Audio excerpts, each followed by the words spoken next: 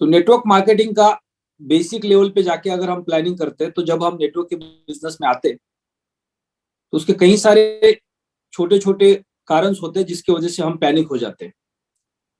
सबसे पहले तो नेटवर्क के बिजनेस को हम समझने की कोशिश नहीं करते, राइट। कोई भी बिजनेस छोटा नहीं होता। कौन सी पिक्चर में एक डायलॉग था, तो दीपिका पादुकोण का डायलॉग था शायद, वो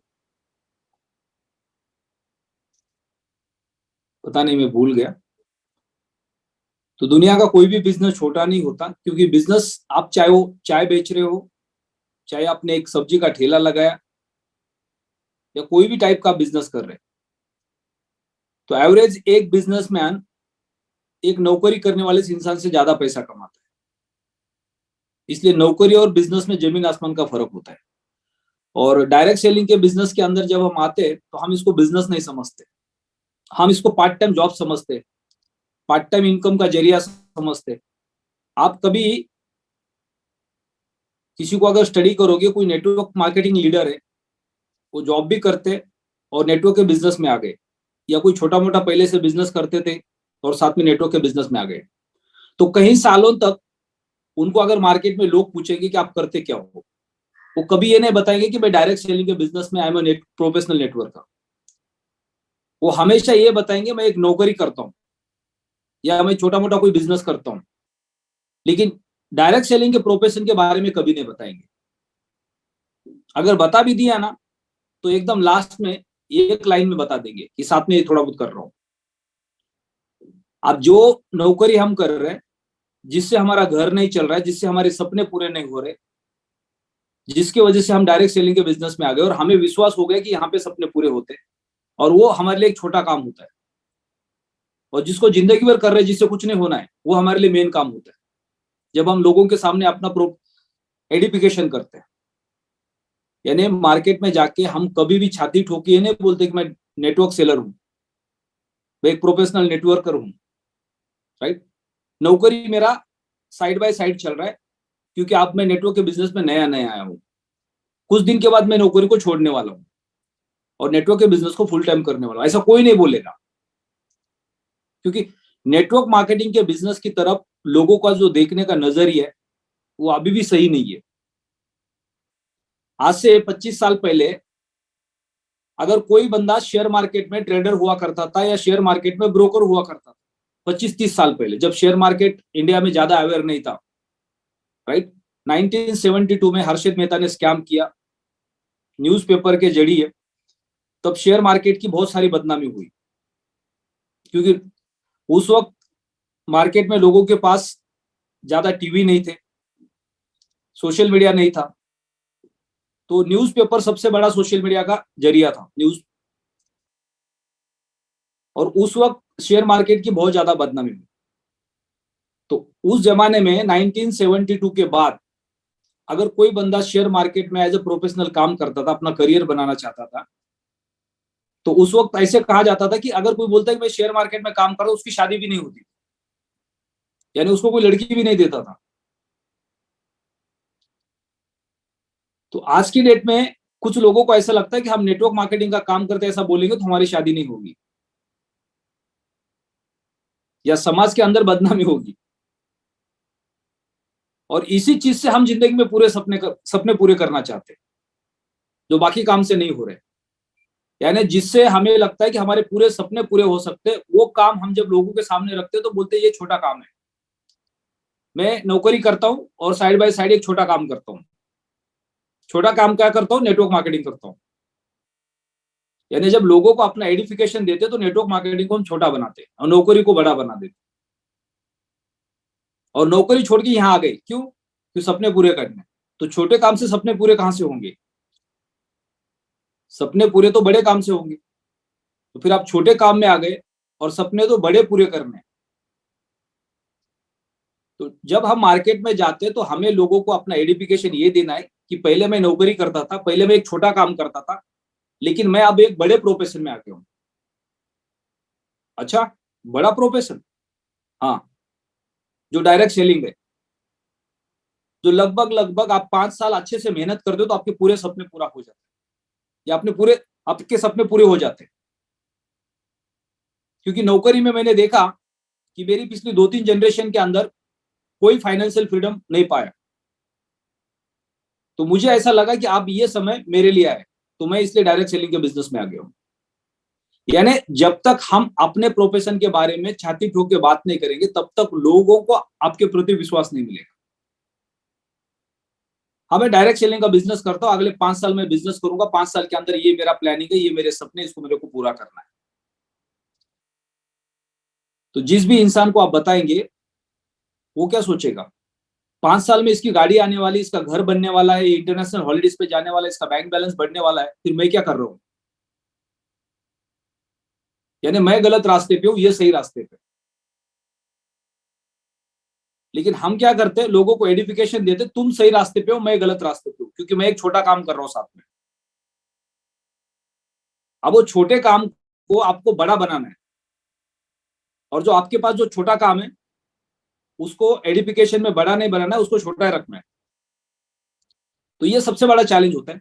दूसरा चैलेंज, मार्केट के अंदर वो लोग हैं जिन्होंने नेटवर्क का बिजनेस किया नहीं है। नेटवर्क के बिजनेस के अंदर जो लोग फेल होते हैं, उनके बारे में उन्होंने सुना है, चाहे वो नेटवर्क की कंपनी हो या नेटवर्क का लीडर हो। जैसे फॉर एग्जाम्पल, 80 से 90% लोग अपने परिवार में बच्चों को ये बोलते हैं कि बेटा पढ़ाई लिखाई करना ताकि अच्छी नौकरी मिलेगी।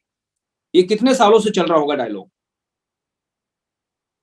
यानी 90% लोग बोलते हैं पढ़ाई लिखाई करनी है अच्छे से, क्योंकि अच्छी नौकरी मिलेगी। कोई ये नहीं बोलता अपने घर के अंदर कि पढ़ाई लिखाई करना ताकि अच्छा बिजनेसमैन बन पाएगा।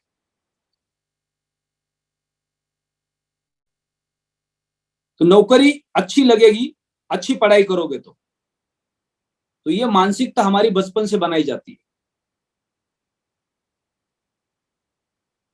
बिजनेसमैन बनने की मानसिकता बचपन से नहीं बनाई जाती। उसका कारण क्या है?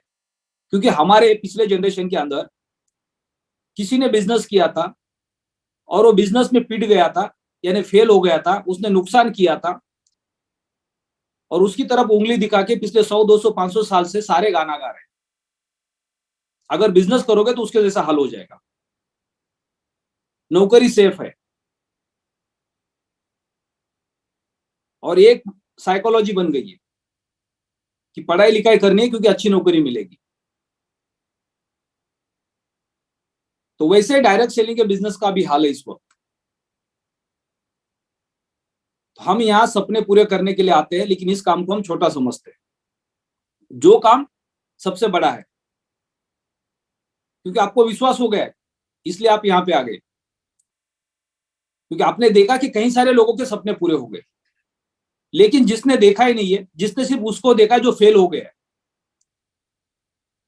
अब उसकी बात हम मानते हैं, और वो अपने एक्सपीरियंस से बोलता है। ऐसी तो बहुत सारी कंपनी आई और गई, हमने तो बहुत दिन देखे हैं, हमारे तो बाल सफेद हो गए, लेकिन उसको इस बिजनेस का पोटेंशियल पता नहीं है। तो इनिशियल स्टेज पे हमारे पास नॉलेज नहीं होने की वजह से हम उन लोगों की बातों में आते हैं जिनका एज हमसे ज्यादा होता है, जो मार्केट में फेल हुए पहले, क्योंकि वो सक्सेस नहीं हुए। अगर वो सक्सेस हुए होते तो आपको ये ज्ञान नहीं देते। कोई भी एक सक्सेसफुल आदमी किसी भी इंसान को डिमोटिवेट नहीं करता। वो आपको जरूर बोलेंगे आप जो भी कर रहे हो अच्छा कर रहे हो, ट्राई करके देखो। लेकिन 99% लोग आपको डिमोटिवेट वही करते जिनके जेब में पैसे नहीं होते, जिनके बैंक में पैसे नहीं होते।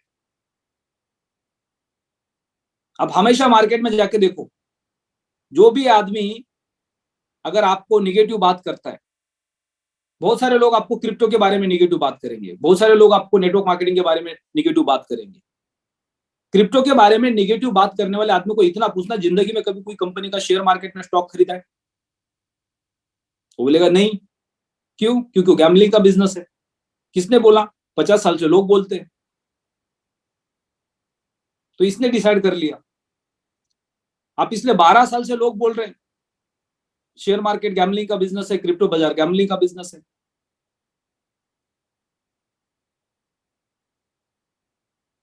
तो हम जब लोगों के पास जाते हैं तो हमें डिसाइड करना है कि हम किसकी बात माने। अगर आज की डेट में बहुत सारे लोग पैसे वाले होंगे, लेकिन जिनको टेक्नोलॉजी समझ में नहीं आती, अब वो पैसे वाला तो है, लेकिन टेक्नोलॉजी के बारे में निगेटिव बात कर रहे हैं। फिर वो आदमी पैसे वाला है, इसका मतलब वो ज्ञानी होगा, और वो आज टेक्नोलॉजी की बात निगेटिव कर रहा है, मतलब उसकी बात को मानना पड़ेगा। तो ऐसे टाइम पे भी हमें किसकी बात को मानना और किसकी बात को नहीं मानना, उसके बारे में सोचना पड़ता है। अब जो लोग शेयर मार्केट में, जो लोग फाइनेंस के बिजनेस में हैं, जिनको ये पता है कि लोग इंश्योरेंस से पैसा निकाल रहे हैं, म्यूचुअल फंड से पैसा निकाल रहे हैं, शेयर मार्केट से पैसा निकाल रहे हैं, बैंक से पैसा निकाल रहे हैं और क्रिप्टो बाजार में लगा रहे हैं, अब ये सारे इंडस्ट्री के लोग तुम्हारे दोस्त बनेंगे, दुश्मन बनेंगे? सबसे पहले तो दुश्मन वही बनेंगे। बैंक में से पैसा गायब हो रहा है, क्रिप्टो बाजार में जाके लग रहा है। अब आरबीआई हो या एसबीआई हो, जब भी मिलोगे क्रिप्टो के बारे में तो आपको बिल्कुल अच्छे से नॉलेज देंगे कि ये इतना कितना खराब है। इसका मतलब ये नहीं कि एसबीआई हो या आरबीआई हो या कोई बहुत पढ़ा लिखा आदमी हो तो वो अगर जो बोल रहा है वो सही है, क्योंकि टेक्नोलॉजी के ऊपर कोई रोक नहीं लगा सकता, और ऐसा हुआ नहीं पिछले 50-100 साल के अंदर। और आज हम सब लोग टेक्नोलॉजी को यूज कर रहे हैं। अगर अभी हम उठे और हमने देखा कि चलो जूम चालू करनी है और इंटरनेट नहीं चल रहा, तो क्या इस वक्त हम एक दूसरे से बात कर पाते? और एक मैसेज आता, अपने इंटरनेट नहीं चल रहा, चलो अभी छोड़ दो, कुछ लफड़ा हुआ होगा, टीवी ऑन किया और आपने जाके न्यूज पे देखा कि भारत सरकार ने इंटरनेट को परमानेंटली बंद कर दिया। तो वो जो एंड्रॉयड फोन आपके पास है, पहले तो आप घर से बाहर निकलेंगे, दुकान खोलने का इंतजार करेंगे उसको बेचने के लिए, क्योंकि 1000 रुपए में कीपैड वाला फोन आता है, फिर इसकी क्या जरूरत है? और सारे लोग जब बेचने जाएंगे तो उसको कोई नहीं खरीदी करेगा, वो कचरे के भाव में बिकेगा। यानी आज वो एंड्रॉयड फोन है जिसको हमने 15,000 रुपए से लेकर लाख 1.5 लाख रुपया दिया है, उसका एक ही कारण है, क्योंकि उसमें इंटरनेट चलता है। अदरवाइज 1000 रुपए का नोकिया का कीपैड वाला फोन यूज करते। यानी हमें टेक्नोलॉजी को विश्वास करना है, लेकिन टेक्नोलॉजी के ऊपर विश्वास नहीं करना है। टेक्नोलॉजी को यूज करना है, लेकिन टेक्नोलॉजी पे विश्वास नहीं करना है। तो जब हम किसी चीज को यूज कर रहे हैं तो उसके ऊपर हमें विश्वास करना पड़ेगा। तो हम नेटवर्क मार्केटिंग में आमिर बनना चाहते हैं, लेकिन नेटवर्क मार्केटिंग का एडिफिकेशन नहीं देना चाहते। हम टेक्नोलॉजी को यूज करना चाहते हैं, लेकिन टेक्नोलॉजी पे विश्वास नहीं करना चाहते। तो जो चीज हम कर रहे हैं उसके ऊपर हमारा अपना विश्वास होना बहुत जरूरी है। अगर उस पर हमने विश्वास किया, दुनिया हमके ऊपर हंसेगी, हमारे ऊपर चलेगा। दुनिया के अंदर जितने भी इनोवेशन हुए, जैसे अभी हमने जो वीडियो देखा सोनू शर्मा जी का, उन्होंने सारी बात की इनोवेशन के बारे में, और जब उन्होंने उस इनोवेशन के बारे में दुनिया के सामने पहली बार कहा तो दुनिया उनके ऊपर हंस रही थी। यानी आज हम क्रिप्टो बाजार में हैं, 40-50 साल 60 साल की एज के लोग मन ही मन में हंसते हैं, जिनको टेक्नोलॉजी का ज्यादा अवेयरनेस नहीं है, नॉलेज नहीं है। हम नेटवर्क मार्केटिंग के बिजनेस में हैं, जिन्होंने कभी नेटवर्क मार्केटिंग का बिजनेस ना समझा है ना किया है, जैसे आप उनके पास चले जाओगे, उनको ये पता है कि इसको मना नहीं करना है, लेकिन बहाना बनाने के लिए कुछ ना कुछ कारण देना है। हमें सब पता है, मना तो कर नहीं सकते। तो ये चैलेंजेस से हमें बचना बहुत जरूरी है मार्केट में जब हम जाते हैं। क्योंकि सबसे बड़ा प्रॉब्लम क्या है दुनिया के अंदर, हम डरते रिजेक्शन से। यानी रिजेक्शन को हमने क्या किया है, आपने इमोशन के साथ कनेक्ट किया। यानी अगर किसी ने मुझे ना बोला तो मेरी इज्जत खराब हो जाएगी। किसी को अगर मैंने बोला मैं नेटवर्क मार्केटिंग का बिजनेस करता हूं और अगर वो हंसेगा मेरे ऊपर तो मेरी इज्जत खराब हो जाएगी। तो दुनिया में रिजेक्शन की वजह से 90% लोग फेल है, और 90% लोग बिजनेस नहीं करना चाहते, क्योंकि उनको पता है कि बिजनेस में बहुत सारे लोग फेल होते हैं, और मैं भी फेल हो गया तो नुकसान तो होगा होगा, लेकिन साथ में इज्जत भी जाएगी। समाज में लोग हंसेंगे, हमने कहा था पहले तुमको नौकरी करने के लिए, लेकिन तुमने मानी नहीं, देखो अब क्या हो गया। तो हम करने से पहले डरते हैं, क्योंकि रिजेक्शन। तो जब हम डायरेक्ट सेलिंग के बिजनेस में आ गए, और हमें पता है कि यहाँ पे लोगों के सपने पूरे होते। और उसका एक सिंपल कारण है, मैं जब गांव से शहर पहुंचा था 17 साल की एज में इंजीनियरिंग कॉलेज में पढ़ने के लिए, तो घर से 2,000 रुपया मिलता था हॉस्टल में मेस के पैसे देने का और हॉस्टल से कॉलेज ट्रेन पकड़ने का। उससे ज्यादा कोई पैसा नहीं मिलता था। कभी कुछ झूठ बोल के 500 रुपये एक्स्ट्रा लेके आते थे ट्यूशन के नाम पे, किताबों के नाम पे, ताकि जूते खरीदने का मौका मिले, जीन्स खरीदने का मौका मिले, टी शर्ट खरीदने का मौका मिले। वो भी झूठ बोल के लाना पड़ता था। लेकिन 17 साल के एज में जब डायरेक्ट सेलिंग के बिजनेस में पता चला और धीरे धीरे डायरेक्ट सेलिंग में आगे और काम करना शुरू किया, तो 18 साल तक पता ही नहीं चला कि नौकरी क्या होती है। यानी कभी सोचा ही नहीं लोग क्या सोचेंगे, जिंदगी में कभी नौकरी के बारे में सोचा ही नहीं।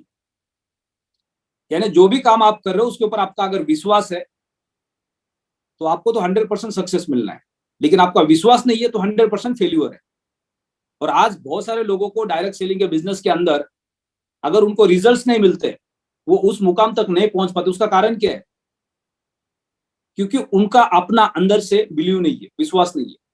वो बस दुनिया को देख रहे हैं कि दुनिया यहाँ कैसे पैसे कमा रही है, चलो मैं भी थोड़ा अंधेरे में पर्दे के पीछे से काम करके पैसे कमाता हूँ, और जब मैं पैसे कमाऊंगा तब जाके दुनिया को बताऊंगा हाँ मैं ये करता हूँ। और होने वाला नहीं है। तो आपको पैसे कमाने से पहले पर्दे पे आना पड़ेगा और दुनिया को बताना पड़ेगा कि हाँ ये मैं करता हूँ, फिर पैसे उसके पीछे आएंगे। क्योंकि दुनिया को आप बताओगे नहीं तो दुनिया को पता कैसे चलेगा आप क्या करते हो। दुनिया को तो पता है आप नौकरी करते हैं, क्योंकि आप डंके के साथ बताते हो मैं जॉब करता हूँ और साथ में 1-2 घंटे के लिए पार्ट टाइम नेटवर्क का बिजनेस करता हूँ। अब जिस बिजनेस को आपने पार्ट टाइम समझ लिया, पार्ट टाइम काम में कौन आना चाहेगा? किसको पसंद है पार्ट टाइम काम करना? तो हर कोई बोलेगा भाई मैं तो, मेरा तो सही, सब कुछ सही चल रहा है, मैं धंधा कर रहा हूँ, उसमें मेरे को अच्छा खासा पैसा आता है, या मैं नौकरी कर रहा हूँ मेरी सैलरी अच्छी आती है, तो मैं पार्ट टाइम वाले काम में क्यों फंसू, छोटे मोटे काम में क्यों फंसू? साथ में एक मैं छोटा काम करता हूँ, क्या? Network marketing. और बड़ा काम क्या? नौकरी। तो छोटे काम में कोई भी नहीं आएगा आपके साथ में। लेकिन आप ये बोलते हो मैं अभी तक नौकरी करता था, इसमें मुझे कुछ नहीं दिख रहा है, लेकिन अब मैं एक बड़े काम में जा रहा हूँ, और वो डायरेक्ट सेलिंग का बिजनेस है, जिसमें मैंने देखा कि हजारों लोगों की जिंदगी बदल गई है। अब वो हर इंसान जिसके सामने आप ये डायलॉग मारते हो उसकी नींद खराब हो जाएगी, ये कोई बड़ा करने जा रहा है। यानी आपने अपना एडिफिकेशन चेंज किया पूरा का पूरा। और आज हम फेल हो रहे हैं, उसका एक ही कारण है, क्योंकि हम अपना एडिफिकेशन को छुपा रहे हैं। हम सच्चाई को सामने नहीं लेके आ रहे कि हम अपने लाइफ में क्या करना चाहते हैं। तो ये इनिशियल स्टेज है जब हम डायरेक्ट सेलिंग के बिजनेस में आते हैं और रिजेक्शन की वजह से हम पहले गायब हो जाते हैं, या हमने डायरेक्ट सेलिंग का बिजनेस ज्वाइन किया उसके बाद वहीं पे हम रुक गए। क्यों? क्योंकि हमारे अंदर से आवाज नहीं निकलती, हमें डर लगता है मैं ये बोलूंगा तो लोग हंसेंगे। और हंसने वाले कौन है? दोस्त और रिलेटिव्स, क्योंकि सबसे पहले हम उनके पास जाते हैं। अगर आप डायरेक्ट सेलिंग का बिजनेस सोशल मीडिया के थ्रू करोगे, आपका उसमें कोई दोस्त नहीं, कोई रिलेटिव नहीं है, तो आपके ऊपर कोई हंसेगा नहीं। तो इसलिए आपने आज डायरेक्ट सेलिंग का बिजनेस ज्वाइन किया, तो एक तो आप 1000 किलोमीटर दूर चले जाओ घर से और वहां जाके करना शुरू करो, फिर आप सक्सेस हो जाओगे। लेकिन ऐसा हम करेंगे नहीं, क्योंकि ऐसा पॉसिबल नहीं है। घर छोड़ना, 1000 किलोमीटर दूसरे शहर में जाना, वहां जाके एक घर रेंट पे लेना, उसके लिए इन्वेस्टमेंट करना, फिर नए लोगों के कॉन्टैक्ट बनाना, वो पॉसिबल ही नहीं है। हमें क्या लगता है ये सबसे आसान है, पेरेंट्स की प्रॉपर्टी है, फ्री में रहने को मिलता है, फ्री में खाने को मिलता है, 2-4 लोग यहीं पकड़ेंगे और यहीं से अमीर बन जाएंगे, जो कभी होता नहीं, क्योंकि वो बनने नहीं देते हमें। वो केकड़े वाली जो हमने एक स्टोरी सुनी होगी कई बार, एक कुएं के अंदर 50 केकड़े होते, क्रैब्स, और उनको कुएं से बाहर निकलना होता है, लेकिन जब जैसे एक ऊपर आता है दूसरा उसको नीचे खींच लेता है। तो ये काम करने वाले हमारे रिलेटिव्स, हमारा समाज और हमारे दोस्त होते हैं, और हम उन्हीं के पास जाते सबसे पहले, जिससे हमें ज्यादा से ज्यादा रिजेक्शंस मिलते हैं। तो जब हम नेटवर्क में आ गए तो सबसे पहले हम जिस काम को करते थे उस काम को अभी उस दिन से हमें छोटा मानना शुरू करना है। कि ये मेरे लिए एक छोटा काम था जिसको मैं अभी तक कर रहा था, लेकिन अब मैं एक बड़े काम में शिफ्ट हो गया हूँ और इससे अगले 5 साल में मेरी जिंदगी बदलने वाली पूरी, और मैं उसके लिए दिन रात मेहनत करूंगा। मेरा प्लान है 5 साल के अंदर 5 करोड़ रुपया कमाना है, 1-1.5 करोड़ का अच्छा घर बनाना है, एक अच्छी गाड़ी लेनी है, अच्छा बैंक बैलेंस बनाना है, और उसके बाद फिर आगे सोचना है क्या करना है। अब ऐसा डायलॉग मारना शुरू करो, सबकी नींद खराब हो जाएगी, दोस्तों की, रिलेटिव्स की, सबकी नींद खराब हो जाएगी। 1 मिनट मेरे को चार्जिंग पॉइंट लगाना है।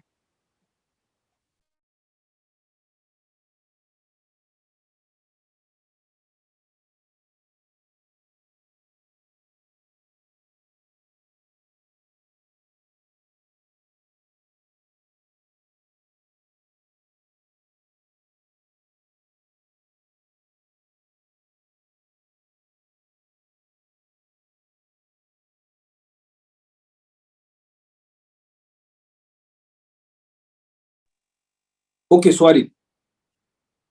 तो हमारा एडिफिकेशन शुरुआत में गलत हो जाता है, जिसकी वजह से मार्केट में हमारा इंप्रेशन नहीं पड़ता है, और साथ ही साथ हमें बिजनेस का नॉलेज नहीं है, हम बिजनेस के बैकग्राउंड से नहीं आए, तो हमें बिजनेस की स्ट्रेटेजी पता नहीं होती है। जैसे पॉलिटिक्स के अंदर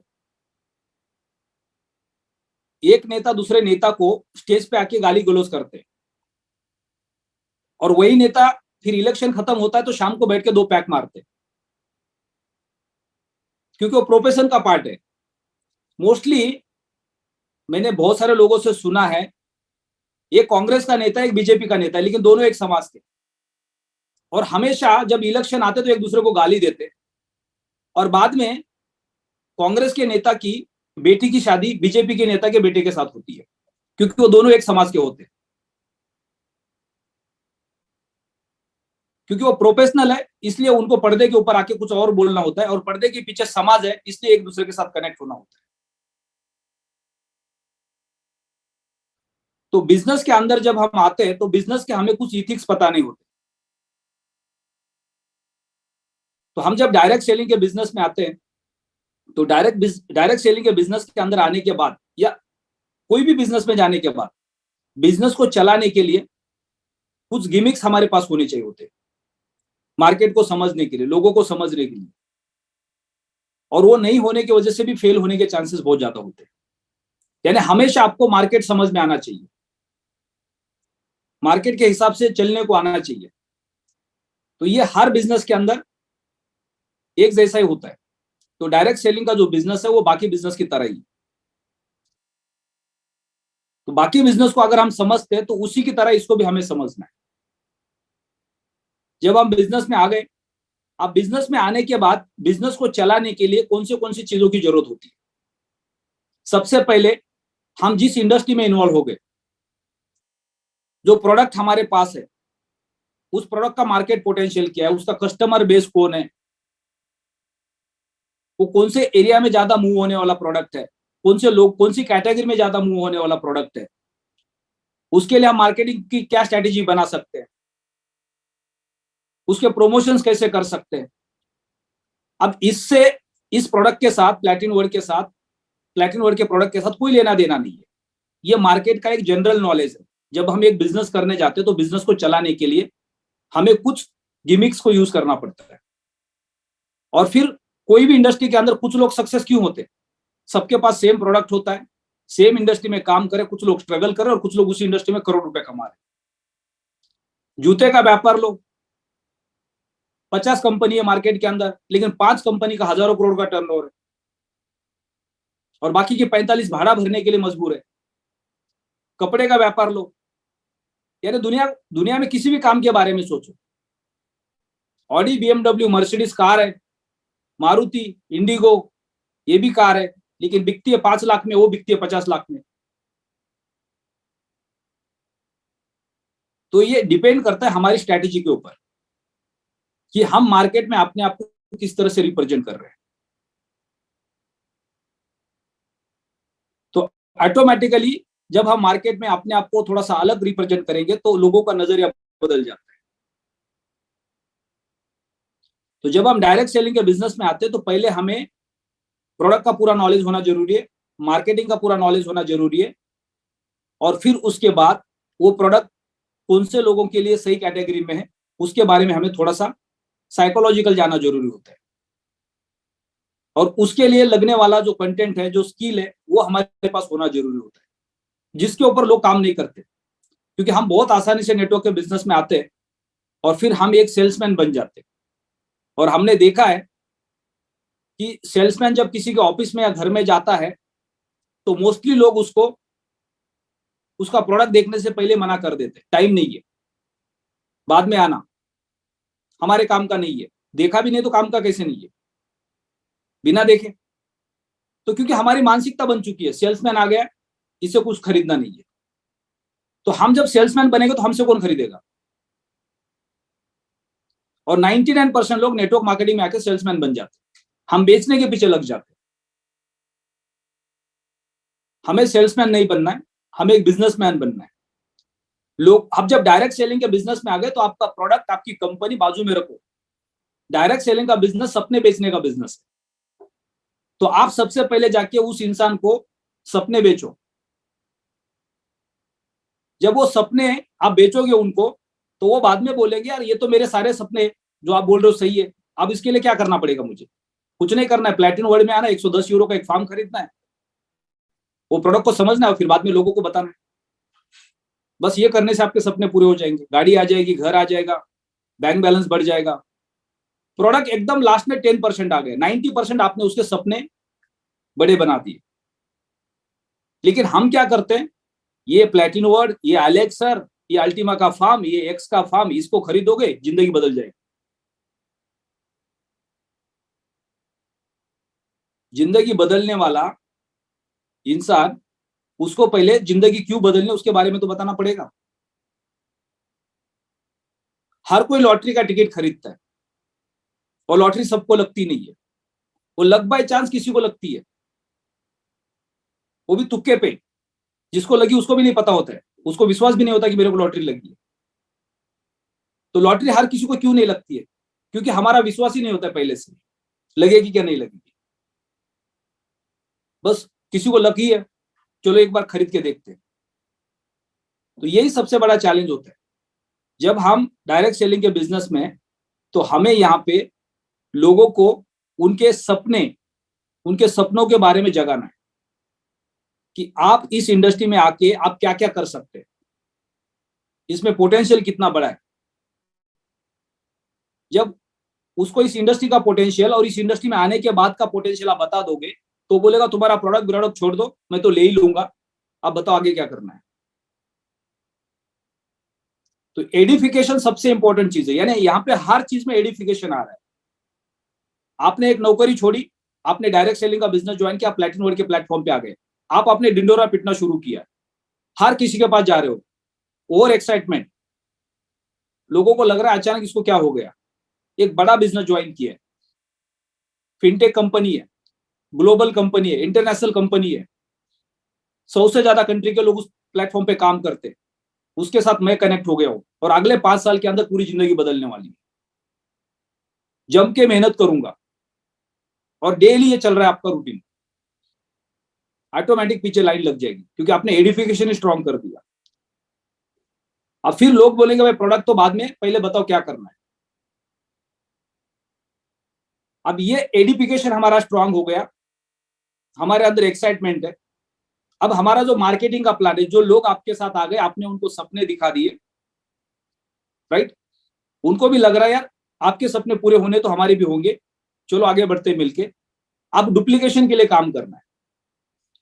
अब हम वहां पे भूल जाते हैं कि बाकी के जो लोग हमारे साथ में आ गए उनके भी सपने हैं, लेकिन हम ये सोचते हैं बस इन लोगों को बेवकूफ बना के अपने सपने पूरे करने हैं,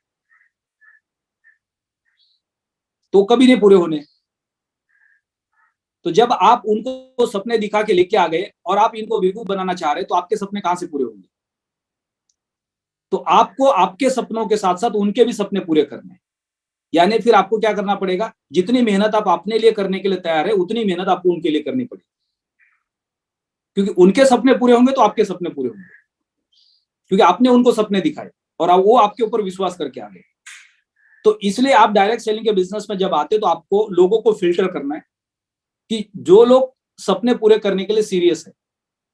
आपने जितने लोगों के अकाउंट्स बना दिए उसमें से उनके अलग लिस्ट बना के नाम अलग करने, जो बड़े सपने देखते हैं और उसको पूरा करने के लिए काम करना चाह रहे हैं। अब उनके ऊपर आपको काम करना है। जैसे कि नेटवर्क मार्केटिंग के अंदर 3-4 टाइप के प्लान्स होते हैं। एक जनरेशन प्लान होता है, एक बाइनरी प्लान होता है, एक मैट्रिक्स प्लान होता है, राइट। बाइनरी प्लान 2 लेग में चलता है, यानी आपका नेटवर्क पूरा 2 लेग के नीचे चलता है, बस तीसरा चौथा लेग की आपको जरूरत नहीं होती। मैट्रिक्स प्लान होता है, 2 का होता है, 3 का होता है, 4 का होता है, 5 का होता है, फिर उतने लेग आप डेवलप करते, उसके बाद नहीं करते। और जनरेशन प्लान होता है, उसमें आप अनलिमिटेड लेग ओपन करते।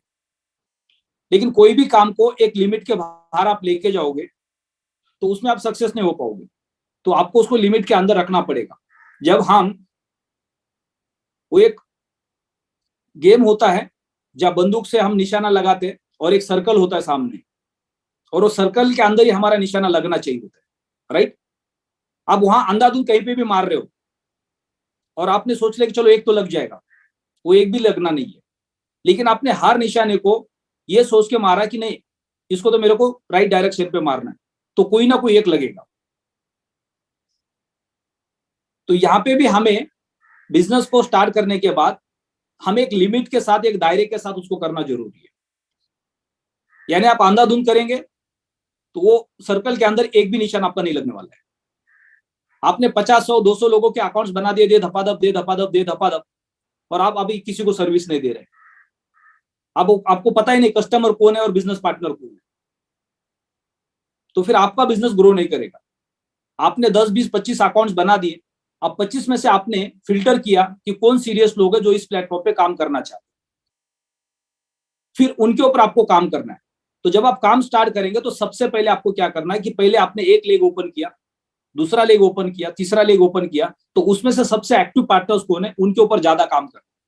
यानी पहले एक ग्रुप को स्ट्रांग बनाना है, उनको अपने लेवल पे लेके आना है। सर वो मेरे लेवल पे आएगा तो इन्फिनिटी गायब हो जाएगी, तो इसलिए हम टांग खींचने के काम करते हैं, किसी को डायमंड बनने नहीं देते। वो डायमंड बनेगा तो 15% गायब हो जाएगा, तो ऐसे रहने दो उसको, ये ज्यादा दिन डायमंड नहीं बनना चाहिए। तो ये डर के मारे हम अपने टीम का सपोर्ट नहीं करते। खुद को डायमंड बनना है लेकिन नीचे किसी को डायमंड बनने नहीं देना। ये 90% नेटवर्कर की मानसिकता बन जाती है। जब वो डायमंड बन जाता है तो वो एक शपथ ले लेता है कि मैं अपने टीम में किसी को डायमंड जल्दी बनने नहीं दूंगा। और आप इस बिजनेस में आ गए तो आपने पहले 1 और 2 लेग के ऊपर फोकस किया, उनको स्ट्रांग बना दिया, उनको अपने लेवल पे लेके आ गए, उन्होंने अपने बिजनेस की ओनरशिप ले ली। आपका अब जिम्मेदारी बनता है तीसरे और चौथे लेग को डेवलप करने का, फिर उनको उस लेवल पे लेके आने का ताकि वो भी अपने बिजनेस की जिम्मेदारी ले। फिर 5वें और 6ठे लेग के ऊपर आपको काम करना है, फिर उनको उस लेवल पे लेके आना है जो अपने बिजनेस की जिम्मेदारी ले, ओनरशिप ले। फिर उसके बाद आप कुछ नहीं करोगे तो भी आपका बिजनेस रुकेगा नहीं, क्योंकि आपने उन लोगों को उस मुकाम पे लाके छोड़ा जिस मुकाम पे आप जाना चाहते हैं। लेकिन आज क्या होता है, हम सिर्फ अकेले जाना चाहते हैं, बाकी किसी को जाने नहीं देना चाहते, और फिर सोचते हैं हमारा नेटवर्क तो काम ही नहीं कर रहा। इतनी मेहनत की, इतना समय लगाया, इतना पैसा खर्चा किया, इतना दिन घर से बाहर रहा, अभी मैं बाहर नहीं जा रहा हूं तो कोई काम नहीं कर रहा है, क्योंकि उन्होंने ओनरशिप नहीं ली। आपने उनको ओनरशिप लेने का मौका नहीं दिया, उस मुकाम पे लाके आपने उनको नहीं रखा, तो फिर वो काम कैसे करेंगे। तो पहला एक लेग, दूसरा एक लेग, जो 2 लेग के ऊपर हम पहले काम करेंगे, उनको स्ट्रांग करेंगे, उनको अपने लेवल पे लेके आएंगे, यानी उतने मजबूत उनको लीडर बनाएंगे जितने मजबूत हम बने या बनना चाहते हैं। फिर वो 2 लेग डेवलप हो गए, फिर तीसरा और चौथा लेग, फिर 5वां और 6ठा लेग, फिर आपको लगता है कि आप यहाँ पे रुकना है आपको, और आपके पास जो सक्सेस स्टोरी है, जो एक्सपीरियंस है, वो सारा एक्सपीरियंस का बेनिफिट इन लोगों को देना है। जैसे मेरे डायरेक्ट में 63 लोग हैं, 63 में से करीबन करीबन 40 से ज्यादा अकाउंट तो फैमिली के, उनके अपने हर किसी के फार्म लगे हुए, और बाकी के बचे हुए लोगों में से मैं 9 लोगों के ऊपर काम करता हूँ। अब उससे ज्यादा लोगों के ऊपर मैं काम नहीं करता हूँ। डेली 10 फोन आते, लेकिन मैं किसी को एंटरटेनमेंट नहीं करता हूँ। उनको पूछता हूँ आप कौन से सिटी में रहते हो, वहां मैं किसी को रेफरेंस देता हूँ, उनके साथ कनेक्ट हो जाओ अगर आपको काम करना है तो। नहीं, आपके साथ डायरेक्ट काम करना है तो आप मेरे साथ काम नहीं कर सकते, आप इस कंपनी में मत आओ, फार्म खरीदो, पैसिव इनकम चाहिए, कोई और कंपनी में जाके काम करो, क्योंकि मैं आपको सर्विस नहीं दे सकता हूँ। तो फिर वो बाद में डिसीजन लेते कि नहीं सर ठीक है, आपका सपोर्ट तो मिलेगा, 100% मिलेगा। तो कोई एक लीडर के साथ आपको वहां पे कनेक्ट होना है जो आपके सिटी से, जो आपको सर्विस दे सकता है। कभी कभी क्या होता है, मैं अगर मान लो किसी सिटी में मीटिंग करने गया हूं, तो 4 लीडर के फोन आते हैं 1000 किलोमीटर दूर से। सर आप गुवाहाटी में? हाँ मेरा एक दोस्त है वहां पे, क्या भेजू उसको? अच्छा आपने भेज भी दिया, वो होटल पे आ गए, मिले मेरे को, प्लान प्रेजेंटेशन हो गया, उनको बहुत अच्छा लगा। अगली बार कौन जाएगा वहां पे? तुम तो जाने वाले नहीं हो। तुम बोलोगे सर 1000 किलोमीटर दूर है, और मेरी भी कोई गारंटी नहीं मैं दोबारा कब जाऊंगा। तो फिर उस इंसान को ज्वाइन करके आपने क्या किया? कितनी बड़ी गलती कर दी, क्योंकि उसको आप सर्विस नहीं दोगे, वो रुक जाएगा, वो निगेटिव हो जाएगा, और इस प्लेटफॉर्म के बारे में वो अनाप शनाप बोलना शुरू करेगा बाद में, मैंने तो ज्वाइन किया था कुछ नहीं हुआ। तो हमें उस दायरे में जाके काम करना है जिसके अंदर हम बार बार जा सकते, या हमारा कोई सीनियर है वो रिस्पॉन्सिबल है उस लीडर को सर्विस देने के लिए, तब जाके हमें वहां पे बिजनेस स्टार्ट करना है। अब मान लो आप दिल्ली में रहते हो, आपने मुंबई में किसी को ज्वाइन किया, कोई सीनियर वहां पे गए थे, उनको मिला दिया फोन पे, और उन्होंने ज्वाइन किया, बोले यार मुझे भी काम करना है, और उनको कोई सपोर्ट नहीं मिल रहा है, वो सीनियर भी बाद में गए नहीं वहां, और आप भी नहीं जा पा रहे, तो वो आदमी फ्यूचर में जो डायमंड बनने वाला था उसका मर्डर आपने पहले कर दिया। जिस दिन आप मैच्योर हो जाते, आप स्ट्रांग लीडर बन जाते, आपके पास फाइनेंशियल पोजीशन आती, आपके पास एक्सपीरियंस और नॉलेज होता, और बाद में जाके आप जब उसके साथ बैठ जाते और उसको बोलते सॉरी मैं थोड़ा बिजी था, अभी मैं फ्री हो गया, अब मैं तुमको डायमंड तक लेके जाऊंगा, तुम्हारे साथ काम करूंगा, और उस वक्त जाके उसको ज्वाइन करते, या पहले उसको सिर्फ फार्म दिया होता आपने और बाद में जाके उसके साथ नेटवर्क बिल्ड किया होता, तो फ्यूचर के लिए आपके लिए डायमंड बन जाता।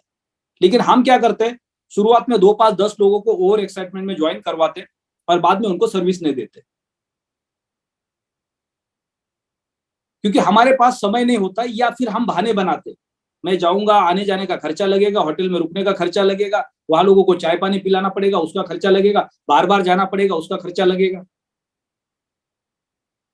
ज्वाइन करवाया क्यों? क्योंकि कमीशन आना था, और बाद में वो पीछे पड़ गया, मेरे को भी काम करना है, तो हम बहाने बना रहे, क्योंकि हम कैलकुलेशन देख रहे हैं, मैं जाऊंगा तो मेरे इतने पैसे खर्च हो जाएंगे।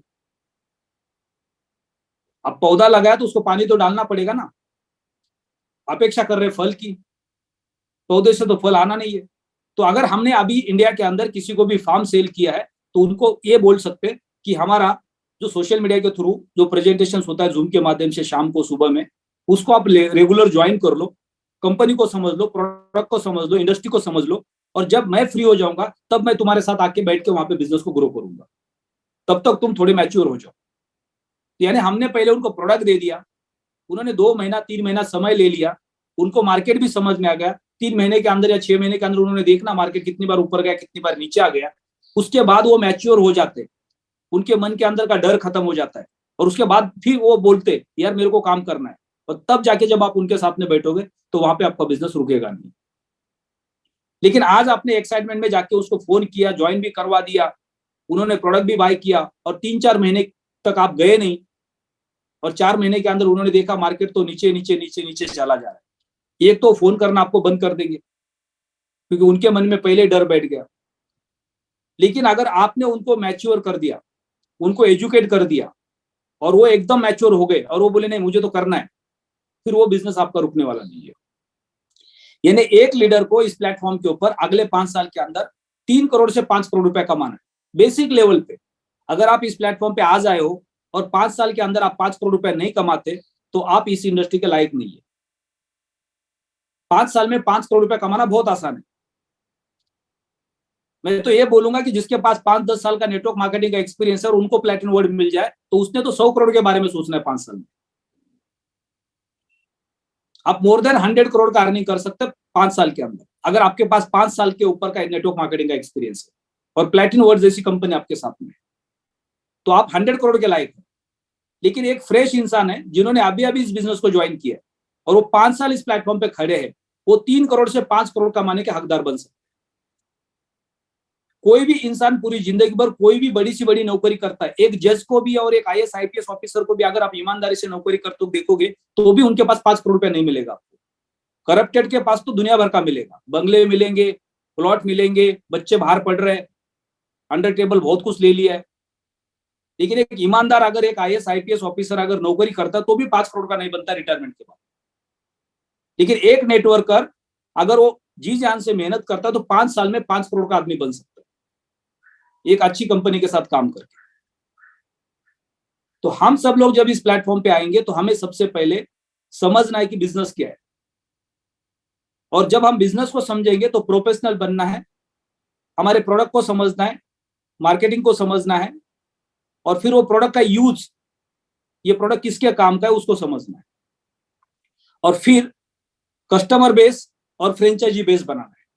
यानी एक फैक्ट्री जब आप लगाते हो, आपने प्लैटिनम वर्ल्ड को ज्वाइन किया, इसका मतलब आपने एक फैक्ट्री लगा दी, अब आपने माल बना दिया, अब प्लैटिनम वर्ल्ड के जो फार्म्स है वो आपका प्रोडक्ट है, वो आपने गोडाउन में रख दिया, यानी आपने उसको ऑनलाइन से निकाला ही नहीं, तो कुछ काम का नहीं है। लेकिन आप डायरेक्ट कस्टमर के पास जाके प्रोडक्ट बेच रहे हो तो आप थक जाओगे, और 90% नेटवर्कर थक जाते हैं, वो 2-4 महीना काम करते हैं, कहानी खत्म हो जाती है उनकी, क्योंकि उन्होंने कस्टमर को प्रोडक्ट बेचा सेल्समैन बन के, उन्होंने फ्रेंचाइजी पार्टनरशिप नहीं बनाई। और जब आप सेल्समैन नहीं बनते हो, आप एक बिजनेसमैन होते हो और आप फ्रेंचाइजी पार्टनरशिप लेके आते हो, तो आपका प्रोडक्ट लगातार मार्केट में बिकता है। तो एज अ नेटवर्क लीडर हमारा काम है मार्केट में फ्रेंचाइजी देना, यानी हमें 5 या 10 लोगों को ढूंढना है पूरे हिंदुस्तान के अंदर जो मजबूती के साथ हमारे साथ खड़े हो जाएंगे इस प्लेटफॉर्म के ऊपर बड़ा काम करने के। और ये हर लीडर की जिम्मेदारी है, आपके पास मिनिमम 5 या 10 लोग होने चाहिए। अगर आपके पास 5 या 10 लोग एक लेग के अंदर है, वो इनडायरेक्टली किसी ने लाया और आप हक जता रहे उसके ऊपर, ये तो मेरे टीम के अंदर आते, तो आप बहुत बड़ी गलतफहमी में। अभी ऐसे बहुत सारे लोग हैं जिन्होंने प्लैटिनम वर्ल्ड को ज्वाइन किया पिछले 4-5 साल के अंदर, वो ऐसे आ गए लॉटरी के टिकट की तरह, और उन्होंने सीनियर के साथ 2-4 लोगों को बिठा दिया, और वहां पे कोई एक बड़ा लीडर आके इस प्लेटफॉर्म को ज्वाइन कर गया और उसने बहुत बड़ा काम किया। अब वो जो बीच में बैठा है उसने कुछ नहीं किया, वो अभी भी मार्केट में घूम रहा है और लोगों को डैशबोर्ड दिखा रहा है, देखो 10,000 लोग हैं मेरे नीचे, और इसका रैंक क्या है, अंबर, पर्ल, सर्फ, सफायर, रूबी या एमराल्ड, और ये लोगों को दिखा रहा है 10,000 लोगों का नेटवर्क, यानी इसने तो कुछ नहीं किया। तो ऐसे बहुत सारे लोग नेटवर्क के बिजनेस में आते हैं। तो हमें हमेशा नेटवर्क के अंदर फ्रेंचाइजी ढूंढनी है, यानी आपने 1, 2, 3, 4, 5 प्लैटिनम वर्ल्ड के प्लेटफॉर्म के ऊपर आपको सक्सेस होना है तो आपके पास मिनिमम 4 लेग होने चाहिए। लेकिन आज अगर कोई नया लीडर आ गया और पहले दिन बोलेगा कि चलो अभी यस सर ने बोला 4 लेग ओपन करने, तो पहले दिन 4 लेग ओपन करोगे तो आपकी 4 महीने में कहानी खत्म हो जाएगी। पहले 4 महीने में आपको 1 या 2 लेग को मजबूत करना है, तब तक तीसरा चौथा ओपन करना ही नहीं है। अपने अकाउंट तो बना दिए डायरेक्ट में 10, लेकिन उनको आपको सर्विस नहीं देनी, उनको बोलना अभी मैं बिजी हूं, मेरा 2 लेग के ऊपर फोकस है पहले। जब तक ये 2 लेग अपनी ओनरशिप नहीं लेते तब तक मैं तीसरे और चौथे लेग के ऊपर काम नहीं करूंगा। तब तक तुमको क्या करना है, डेली वेबिनार में आना है, इकोसिस्टम को समझना है, मार्केट को समझना है। जब मैं फ्री हो जाऊंगा 2 लेग से, फिर दूसरे और तीसरे और चौथे लेग पे काम करूंगा। तब तक वो जिंदा है, जिंदा रहेगा तो तुम उसके ऊपर काम कर सकते हो। अगर वो बीच में लुटक गया तो फिर और कोई ढूंढना पड़ेगा। तो पहले 2 लेग को हमने मजबूत किया, उन्होंने अपनी बिजनेस की ओनरशिप ली, फिर अगले 2 लेग के ऊपर काम करना है। कब तक, जब तक वो अपने बिजनेस की ओनरशिप नहीं लेते। अब कभी कभी क्या होता है, आपके फ्रंट लाइन में कोई बंदा है, उसने बिजनेस को ज्वाइन किया, उसने 2-4 लोगों को आपको मिला दिया, और वो चौथे 5वें लेवल पे एक बंदा है, बहुत स्ट्रॉन्ग लीडर निकला और वो आपके साथ कनेक्ट हो गया, लेकिन बीच वाले ठंडे पड़ गए। तो आपकी जिम्मेदारी है वो चौथे लेवल पे जो लीडर है उसको आपका डायरेक्ट मानने की और उसके ऊपर काम करने की। अब विनोद स्वामी सर और मैं जब मिले आज से 6 साल पहले, तो उनके और मेरे बीच में कम से कम 4 से 5 लोग हैं। तो जैसे वो जिस दिन मुझे मिले, वो मैंने 5 लोगों को बीच में से हटा दिया, उनको छोड़ दिया। ऐसा नहीं किया कि विनोद स्वामी सर को फोन करके बोला एक काम करो, अलग से मिलो, कल सुबह एक नया अकाउंट देता हूं तुमको मेरे डायरेक्ट में, और दोनों मिलकर बड़ा काम करें। तो शायद विनोद स्वामी सर बोलते, यस सर आज मेरे साथ ऐसा बात कर रहे, कल मेरे लोगों के साथ भी ऐसा बात कर सकते। तो ये कंपनी है, ये लीडर मेरे लिए सही नहीं है। तो मैंने क्या किया, बीच वालों को छोड़ दिया, उनको बोला तुम्हारे नसीब में जो लिखा है वो तुमको मिलेगा। और वो सारे लोगों के आज खुद के घर है, खुद की गाड़ियां है और उनके पास करोड़ रुपए है, उन्होंने कुछ नहीं किया, और हम दोनों ने मिला के बहुत बड़ा काम किया। तो आपके नेटवर्क के अंदर तीसरे, चौथे, पांचवें, छठे, सातवें लेवल पे भी कोई बहुत बड़ा लीडर आपको मिल रहा है और वो बड़ा काम करना चाह रहा है, लेकिन वो बड़े लीडर के साथ काम करना चाह रहा है और आपको बार बार कनेक्ट हो रहा है और आप उसके साथ कनेक्ट नहीं हो रहे, तो आप बहुत बड़ा नुकसान करते हैं। तो आपको उस लीडर के साथ डायरेक्ट कनेक्ट होना है, वो भले आपके चौथे पांचवें लेवल पे, लेकिन आपको उसके साथ ये समझ के काम करना है, ये तो आपका डायरेक्ट लीडर है। तरुण रावल सर मेरे पांचवें छठे लेवल पे, विनोद स्वामी सर मेरे पांचवें छठे लेवल पे, सुदर्शन सर मेरे पांचवें छठे लेवल पे, अमर वाधवा सर मेरे पांचवें छठे लेवल पे। यानी सोचो कि अमर वाधवा सर के और मेरे बीच में अगर 4-5 लोग हैं, उन्होंने कितना बड़ा पैसा कमाया होगा। विनोद स्वामी सर और मेरे बीच में 4-5 लोग हैं, उन्होंने कितना बड़ा पैसा कमाया। और ये वो लीडर्स हैं जो दिन रात पिछले 5 साल से अपना पैसा, अपना समय दे रहे और कम्युनिटी को बिल्ड कर रहे, और उनके बीच वाले लोगों को तो कुछ भी पता नहीं है। कई बार ये हमारे साथ ऐसा होता है कि हमें लगता है ये तो मेरे चौथे पांचवें लेवल पे, अब इसको मैं क्या सर्विस दूं। तो हमने सबसे पहले 5-10-20 अकाउंट्स बना दिए, उसमें से 2 पहले लोगों को फिल्टर किया जो स्ट्रॉन्ग लीडर्स है। वो आपके कौन से लेवल पे आपको नहीं पता, लेकिन आपके एक लेग के अंदर, यानी आपके एक लेग के अंदर एक स्ट्रॉन्ग लीडर आपको दिख रहा है, तो वो आपका फ्रंट लाइन बन गया। अब उसके ऊपर आपको काम करना है। आपके दूसरे लेग के अंदर एक स्ट्रॉन्ग लीडर आपको देखना है, उसके ऊपर आपको काम करना है। और फिर तीसरे और चौथे लेग के ऊपर, फिर पांचवें और छठे लेग के ऊपर, फिर उसके आगे आपका पोटेंशियल है तो आप 7वां, 8वां, 9वां लेग ओपन कर सकते हैं। मैं तो 9 लेग के अंदर ही थक गया। अब मेरे को कोई भी फोन करता है पूरे दुनिया से, तो मैं किसी को एंटरटेनमेंट नहीं करता, मेरे को नहीं करना है। मेरे को ये 9 लेग के ऊपर जाना ही नहीं है, तुमको काम करना है। एलेक्स सर मेरे को कभी कभी रेफरेंस भेजते, बहुत सारे इंडिया के अति शाने लोग हैं, डायरेक्ट एलेक्स सर को कांटेक्ट करते कि हमको तुम्हारी कंपनी में काम करना है इंडिया में, बताओ क्या मिलेगा डायरेक्ट, क्या सेटिंग मिलेगी। कोई इंडिया का अगर ऊपर टॉप पे आईडी रखा है तो हमको दे दो, हम बहुत बड़े लीडर है। और वो कभी कभी वो रेफरेंस मेरे पास भेज देते हैं कि ये इंडिया का लीडर है, देख लो इसको। मैं बोलता हूँ ये तो पॉन्जी स्कीम का शिकार है, इसके चक्कर में मत पड़ो। अगर ये अच्छा लीडर होता तो ये देखता कि इंडिया के अंदर कौन अच्छा लीडर है, उसके साथ मैं पहले बैठूंगा, उससे सारा सब कुछ जानकारी ले लूंगा और फिर उसके बाद मैं बिजनेस चालू करूंगा। जो डायरेक्ट कंपनी में पहुंचता है वो कौन होता है, वो सेटिंग मास्टर होता है। कभी कभी आपके नेटवर्क में भी ऐसा होता है, आप जब सेमिनार में किसी को लेके आते हो और आपने जिसको लाया वो उठ के सीधा एक सीनियर के पास पहुंच जाता है, नंबर मांगता है, सर आपका नंबर दो, पहले भी हम मिले 5 साल पहले, अलग से बात करेंगे। तो ऐसे लोगों से आपको दूर रहना है। बहुत लोग मिलेंगे ऐसे, और इसकी वजह से कभी कभी हम डिस्टर्ब भी हो जाते हैं। इसको तो मैंने लाया था, देखो किससे बात कर रहे हैं। उससे कुछ फर्क नहीं पड़ता। 140 करोड़ की आबादी है, 800 करोड़ की दुनिया है। आपने बिजनेस को अभी अभी ज्वाइन किया, 2-4 लोग यहां से वहां जाएंगे तो उससे फर्क नहीं पड़ना है, लेकिन आपको पता चल जाता है उनकी मानसिकता। यानी कल बड़ा काम करके उनके साथ धोखे में आने से अच्छा शुरुआत में आप आ जाते तो अच्छा है, उनको छोड़ दो। कई सारे लीडर के फोन आते, सर मेरे डाउनलाइन में वो बंदा था, अभी वो किसी और के साथ काम कर रहा है। मैंने बोला आज कल तुम्हारे पास था, आज किसी और के पास गया, उसकी गारंटी क्या वहां पे रहेगा। वो तो 1 महीने के बाद किसी और के पास चला जाएगा या किसी और कंपनी में चला जाएगा, क्या करोगे। जो इथिकल नहीं है वो तुम्हारे नेटवर्क से बाहर निकल गया, वो तो तुम तालियां बजा लो, तुम्हारे लिए अच्छा है, गंदगी वहां साफ हो गई। तो यानी हमारी सोच क्या है उसके ऊपर हमें देखना है। अगर आपने किसी को यहाँ पे इंट्रोड्यूस किया है, उसको सिस्टम समझ में आ गया है, उसको लग रहा है कि मेरा यहाँ पे करियर बन सकता है, तो उसको ऑफलाइन डाउनलाइन कंपनी सबको भूल जाना है, उसको अपने करियर पे फोकस करना है। जब मैं प्लैटिन वर्ल्ड में 2016-17 में आ गया तो 2 जर्मन लोग मुझे दिल्ली में मिले, उन्होंने मुझे प्लैटिन वर्ल्ड के बारे में बताया और फिर मैंने जैसे ज्वाइन किया, अब उनकी जिम्मेदारी खत्म हो गई, अब मेरी जिम्मेदारी शुरू हो गई। तो फिर मैंने ज्वाइन करने के बाद कंपनी के बारे में ज्यादा से ज्यादा स्टडी करना स्टार्ट किया। मेरे ऊपर और कौन कौन अपलाइन है, कंपनी है, कंपनी के सीईओ कौन है, उनका विजन क्या है, उनके फ्यूचर प्लानिंग क्या है।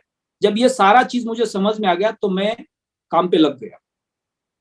अब मुझे नहीं पता मेरे बीच में जो अपलाइन है उन्होंने कितना पैसा कमाया होगा, अभी तक कोई लेना देना ही नहीं है। 2 तो गायब हो गए जिन्होंने मुझे कंपनी दिखाई थी, उसके ऊपर एक है जो वर्ल्ड का टॉप लीडर है, राइट, और उसके ऊपर कंपनी है। यानी मैंने जब बिजनेस को ज्वाइन किया तो मैंने मेरे से नीचे देखना स्टार्ट किया, मेरे को ऊपर कोई लेना देना नहीं है। मेरे को एक बेहतरीन अपॉर्चुनिटी मिली है, दुनिया की सबसे बेस्ट कंपनी मिली है, अब यहाँ पे मेरा करियर बनने वाला है।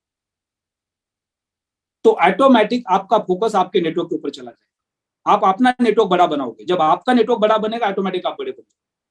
लेकिन हम क्या करते हैं, क्रॉस लाइन में कौन क्या कर रहा है, अप लाइन में कौन कितना पैसा कमा रहा है, किसको इन्फिनिटी कितना जा रहा है, मैं थोड़ा काम कम करूंगा तो इसकी इन्फिनिटी कम हो जाएगी, तो इसके चक्कर में आप खुद कम हो जाते हो। तो हमें सिर्फ और सिर्फ अपने खुद के ऊपर फोकस करना है, नेटवर्क को समझना है। नेटवर्क के बिजनेस के अंदर आप अच्छे 5, 6, 7 लोगों को लेके आओगे, उनके ऊपर काम करोगे, तो आपका नेटवर्क बड़ा बनते जाएगा और आपके सपने पूरे हो जाएंगे। यानी हम नेटवर्क के बिजनेस में आ गए तो हमें सेल्समैन नहीं बनना है, हमें एक बिजनेसमैन बनना है। और एक बिजनेसमैन मार्केट में जाके सेल्समैन का काम नहीं करता। अगर आपने फैक्ट्री लगाई है तो आपका फोकस कस्टमर को प्रोडक्ट बेचना नहीं होता है, आपका फोकस फ्रेंचाइजी बांटना होता है। आप एक ही सोचते हो, हिंदुस्तान के हर शहर में मेरी एक फ्रेंचाइजी होनी चाहिए क्योंकि मैं फैक्ट्री का मालिक हूं। अगर आपने सोच लिया हिंदुस्तान के हर शहर में मेरा एक ग्राहक होना चाहिए, तो आप एक टपरी के मालिक हो जाएंगे, एक फैक्ट्री के मालिक नहीं बन पाएंगे। और नेटवर्क मार्केटिंग में हम यही बन जाते हैं। तो हमें एक फैक्ट्री का मालिक बनना है और हमें फ्रेंचाइजी डिस्ट्रीब्यूशन करना है। यानी आपके नेटवर्क में जो बंदा आ रहा है उसका आपको इंटरव्यू लेना है कि भाई तू मेरे फ्रेंचाइजी के लायक है क्या, क्योंकि ये बहुत बड़ा बिजनेस है, ये अगले 5 साल में तेरी जिंदगी बदलने वाला है। मेरी तो बदलने वाली है पर तेरी भी बदलने वाली है अगर तू मेरे सिस्टम में आ गया तो वो फ्रेंचाइजी हमारा। तो जब वो फ्रेंचाइजी स्ट्रांग होगा और हमारे साथ काम करेगा तो दोनों की जिंदगी बदलेगी। यानी हमें अपने नेटवर्क के अंदर 5 या 10 फ्रेंचाइजी ढूंढनी है जो हमारे डायरेक्ट लेग के अंदर होनी चाहिए। पहले लेग में 1-2 फ्रेंचाइजी, दूसरे लेग में 1-2 फ्रेंचाइजी, तीसरे लेग में 1-2 फ्रेंचाइजी, चौथे लेग में 1-2 फ्रेंचाइजी। डायरेक्ट को लाया, उसने कुछ नहीं किया, उसके नीचे कोई फ्रेंचाइजी आपको दिख रही है, उसके ऊपर आपको फोकस करना है। यानी फ्रेंचाइजी ढूंढनी है और फ्रेंचाइजी के ऊपर काम करना है। जब मैंने इस बिजनेस को ज्वाइन किया तो मैंने शुरुआत में 10-12 लोगों को ज्वाइन किया, लेकिन 10-12 लोगों में से सबसे ज्यादा फोकस मैंने 2 लोगों के ऊपर किया, एक तरुण राहुल जी के ऊपर और एक विनोद स्वामी जी के ऊपर। दिन रात इनके ऊपर काम किया और इनको इतना बड़ा बना दिया। फिर उसके बाद तीसरे और चौथे ग्रुप के ऊपर मैंने काम किया, फिर उसके बाद 5वें और 6ठे ग्रुप के ऊपर काम किया। लेकिन ये दोनों मेरे 5वें 6ठे लेवल पे थे, लेकिन मुझे पोटेंशियल समझ में आ गया कि ये मेरी सबसे बड़ी फ्रेंचाइजी, मैं इनके साथ ज्यादा टाइम दे दूंगा तो ये फ्रेंचाइजी बड़ी बन जाएगी, ये फ्रेंचाइजी बड़ी बनेगी तो ऑटोमेटिक मेरा बिजनेस बड़ा बनेगा। तो नेटवर्क के अंदर हमें फ्रेंचाइजी ढूंढनी है। और शुरुआत की जो कहानी है, जब हम इस बिजनेस में आते हैं, इसको हम छोटा समझते हैं और इससे बड़ा पैसा कमाना चाहते हैं, उसका जो एडिफिकेशन का स्टाइल है उसको चेंज करना है। यानी आज से जब आप मार्केट में जाओगे तो आपका रिलेटिव, आपका दोस्त आपको कुछ भी पूछेगा, नहीं यार एक छोटा नौकरी करता था लेकिन आप में बड़े काम में शिफ्ट हो गए हो, मुझे ऐसा लगा उसमें मेरा कोई फ्यूचर नहीं है, लेकिन अब मुझे मेरा फ्यूचर दिख गया, अब अगले 5 साल के अंदर दिखाता हूँ, अच्छी गाड़ी भी आएगी, बंगला भी बनेगा, अच्छा बैंक बैलेंस भी बनेगा।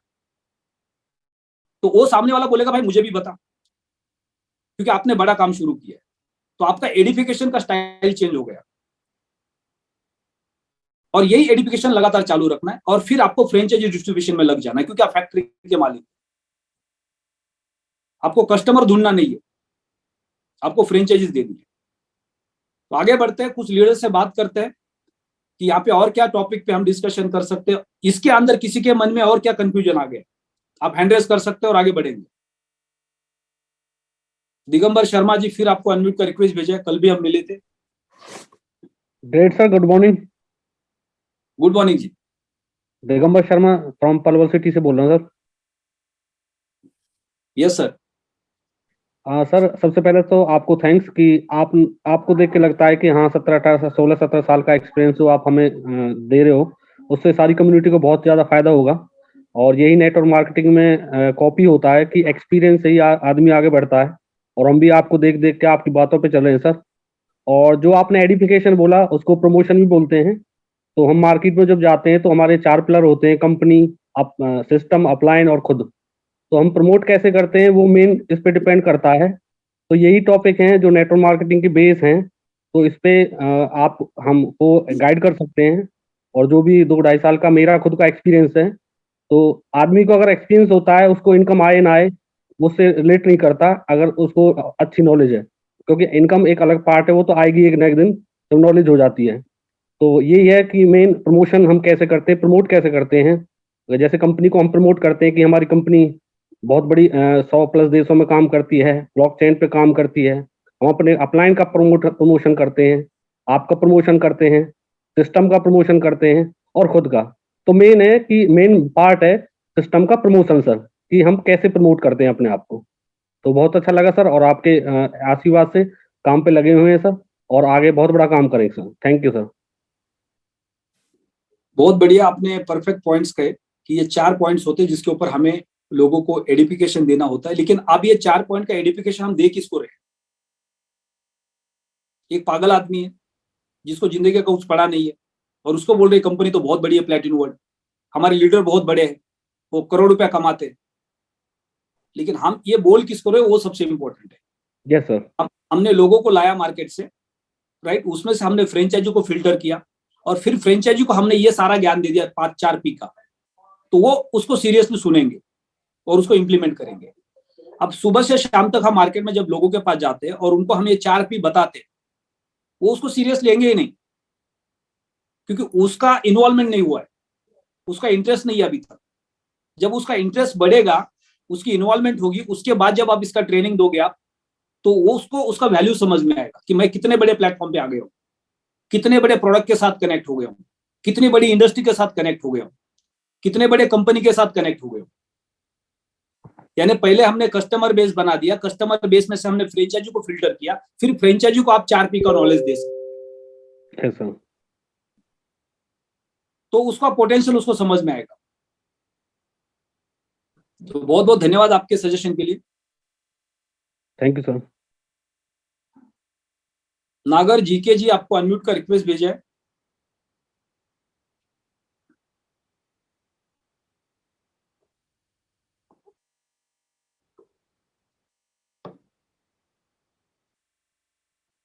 डॉक्टर जीएम,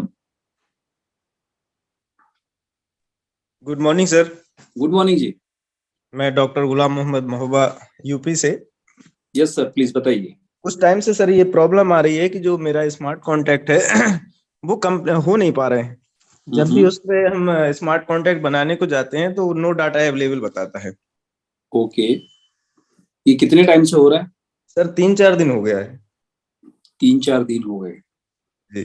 अच्छा, तो 4 दिन के अंदर आपने कितने अपलाइन से बात की सब्जेक्ट के ऊपर फोन पे? मैंने सर अभी बात की थी डॉक्टर सुखदेव जी से, तो कह रहे अपडेटिंग हो सकती है कि अपडेटिंग चल रही हो। ओके, तो शाम के वेबिनार में पिछले 4 दिन में आप गए थे जी टेक्निकल सर। सेशन में? जी सर। तो वहां पे बात हो गई? वहां बात नहीं हो पाई सर।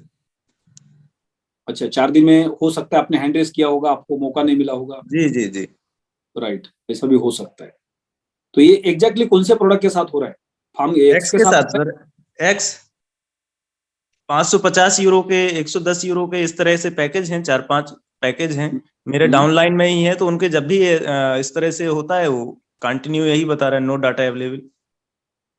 तो इसके बारे में और कोई लीडर सजेशन देना चाहेंगे? तिलक सिंह सर है, राज अरोरा जी है, बाकी टेक्निकल लीडर्स है, योगेश कुशवाहा जी है, कि ऐसा हो रहा है क्या बाकी लीडर्स के साथ? क्योंकि ये पहली बार सुन रहा हूं मैं।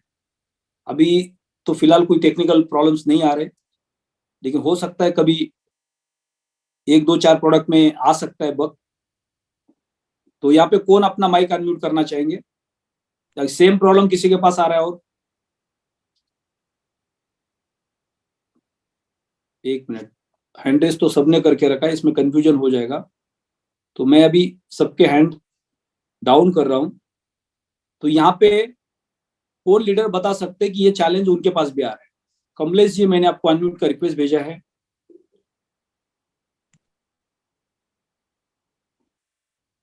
अगर आपके पास सेम प्रॉब्लम है या उसका सॉल्यूशन है।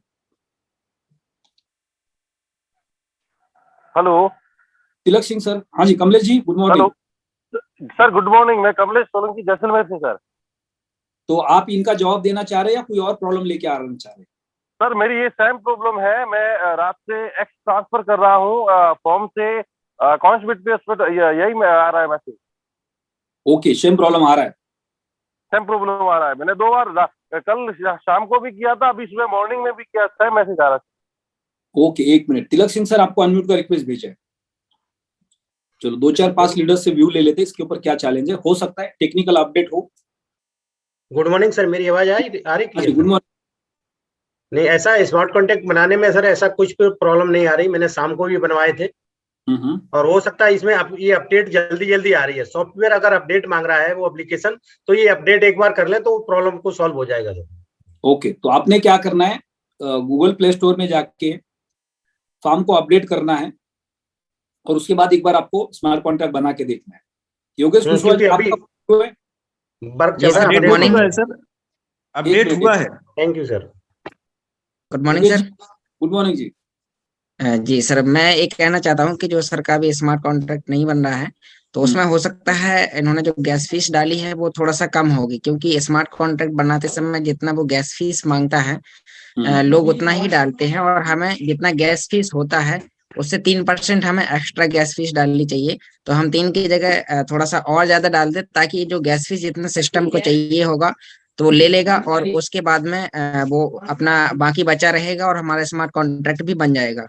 मान लो किसी ने $5 लगभग गैस फी लग रही है फॉर एग्जाम्पल, राइट जी। और किसी ने $10 वहां पे डाल दिए, तो उसका कोई नुकसान होने वाला है? नहीं सर, कोई नुकसान नहीं होने वाला है। वो गैस फीस उनके अगले महीने के लिए काम में आ जाएगी। नहीं, वहां पे ज्यादा रखने से वो बोलेगा तुमने इतना ज्यादा रख लिया इसलिए मैं लूंगा नहीं। नहीं नहीं नहीं, ऐसा नहीं है सर। तो मुझे ये नहीं समझ, वो जो हमारी इंडियन मानसिकता है ना कि हम लाइट का बिल, गैस का बिल, बच्चे की स्कूल की फी, बच्चा अगर बोलेगा ना पापा स्कूल की फी बेचनी है तो लास्ट डेट क्या है, अच्छा और 8 दिन बाकी है, फिर 4 दिन के बाद बच्चा बोलेगा स्कूल की फी देनी, लास्ट दिन क्या है 8 तारीख, अभी 3 दिन बाकी है। तो जब तक हमारा लास्ट दिन लास्ट घंटा नहीं होता, तब तक इंतजार करते उसका। ये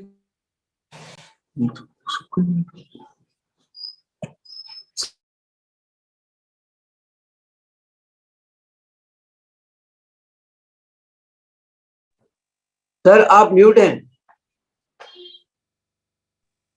हम सबको एक चीज ध्यान में रखनी है कि जब भी हम किसी का स्मार्ट कॉन्ट्रैक्ट बनाते या आपने स्मार्ट कॉन्ट्रैक्ट बना दिया है, तो आपको पता है कि एक स्मार्ट कॉन्ट्रैक्ट बनाने के लिए 2, 3, 4, 5 यूएसडीटी लग रहे हैं वहां पे, तो 10-15 यूएसडीटी वहां पे पहले से ट्रांसफर करके रखो, ये बाद में भी काम आने वाले।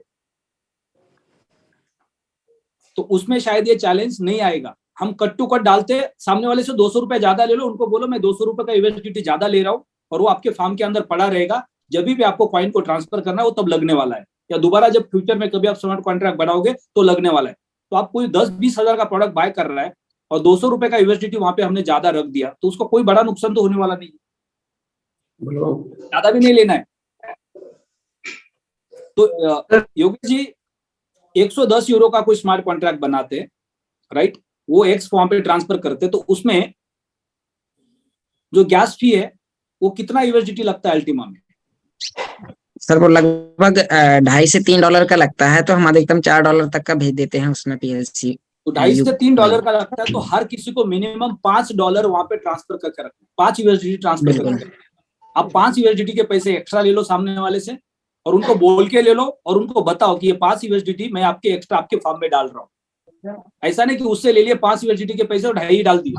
बिल्कुल, उसमें क्या होगा कि उनका जो बचा हुआ जो पीएलसीयू गैस फीस के रूप में होगा, अगले महीने अगर उनकी मिंटिंग भी आएगी तो वो उसी के साथ उसे विड्रॉल भी कर पाएंगे, और उन्हें दोबारा से पीएलसीयू गैस फीस के लिए डालना नहीं पड़ेगा अगर हम एक्स्ट्रा डालते हैं तो।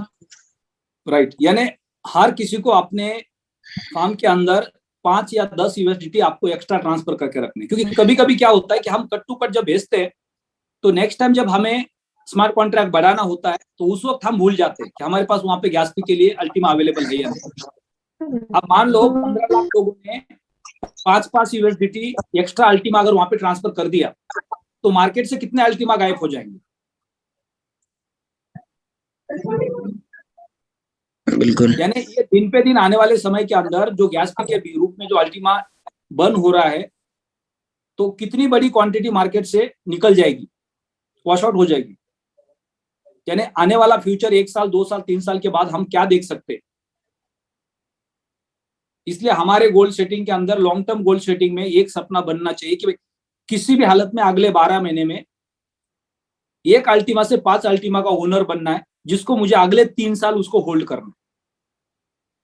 यानी हमारे पास लगभग 5 से 6 लाख अल्टीमा मार्केट में है, और 15 लाख से 20 लाख लोगों की कम्युनिटी है, और हर किसी ने 5 अल्टीमा होल्ड करने का सपना बना लिया, तो अल्टीमा कौन से दाम में मिलेगा?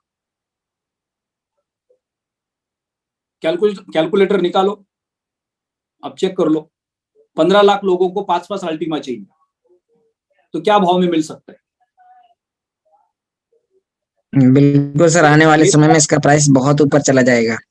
मेरे पास लगभग 1000 अल्टीमा है जो मैं किसी को बेचने वाला नहीं हूं,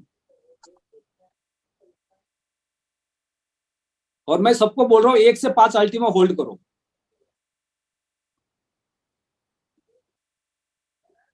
यानी आप अगर 1 से 5 अल्टीमा भी होल्ड करते हैं अगले 3 साल के अंदर, तो 1 करोड़ से 5 करोड़ का जो आपका सपना है कि 3 साल के अंदर या 5 साल के अंदर प्लेटफॉर्म के से 5 करोड़ रुपया कमाना है, उसके लिए दिन रात मेहनत करनी है, तो पहले आपको क्या करना है, 5 अल्टीमा कमाना है।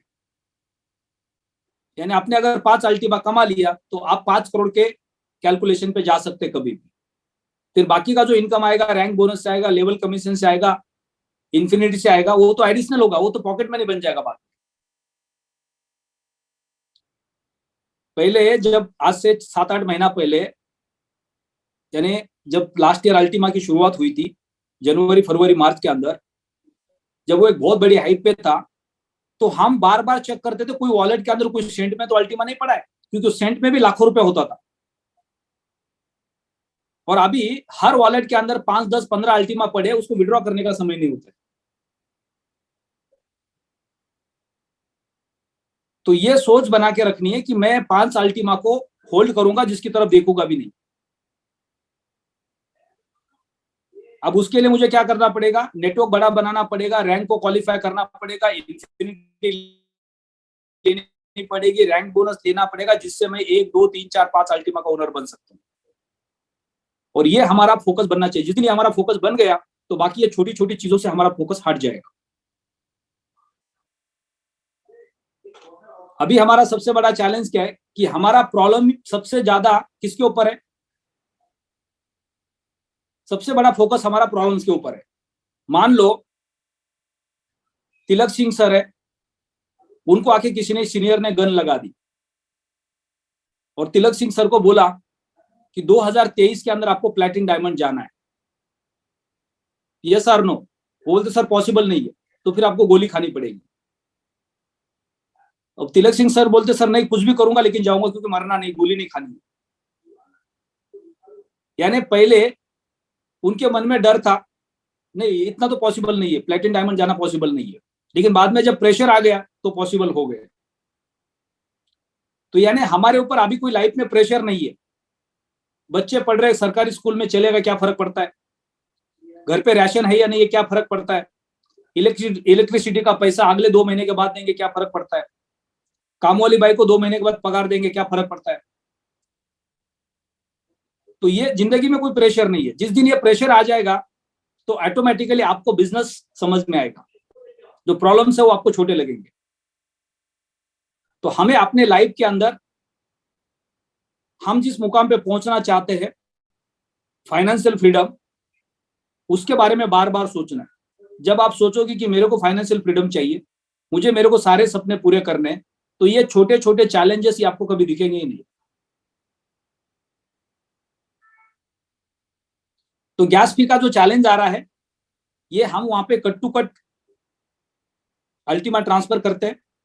उसमें जब गैस अल्टीमा को हम जब एक्स का स्मार्ट कॉन्ट्रैक्ट बनाते हैं, उसमें जब अल्टीमा गैस फी के रूप में चला जाता है, उसमें जब ट्रांजैक्शन पूरा होता है, उसमें अगर वो आधा सेंट भी कम पड़ता है तो भी वो ट्रांजैक्शन पूरा नहीं करने देगा, वहां पे एरर आ जाएगा। और आपने 1, 2, 3 यूएसडीटी ज्यादा रख दिए वहां पे, तो आपका ट्रांजैक्शन पूरा हो जाएगा। ऐसा नहीं कि आपका पूरा पैसा खा के बैठ जाएगा, वैसा होता है क्या?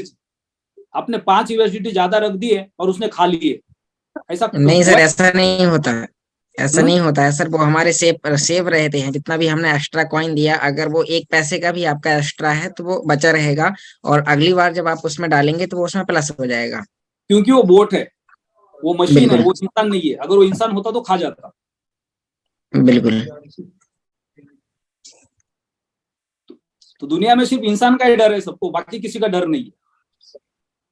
इंसान कुछ भी कर सकता है। बिल्कुल सही बात। चैलेंज आ रहा है, इसके लिए हमें एक चीज समझनी है। शाम को 8 बजे से 8 बजे के टेक्निकल सेशन में थॉमस सर के साथ आप डिस्कशन कर लो, और वहां पे आप सामने सामने या अभी आप करके देख लो, 5 यूएसडीटी ज्यादा डाल दो और फिर से दोबारा एक बार स्मार्ट कॉन्ट्रैक्ट बना के देखो, वो इमीडिएटली आपका बन जाएगा। और जैसे बन जाएगा आप अपने ग्रुप के अंदर वॉइस कॉल डाल दो एक कि मैंने ऐसा किया, मेरा काम कंप्लीट हो गया।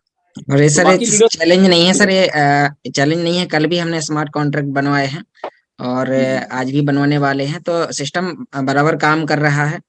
और बस गैस फीस की थोड़ी सी समस्या हो, क्योंकि जब हम गेट प्रॉफिट करने जाते हैं तो ऊपर वो बताता है कि 0.0009 कुछ चाहिए।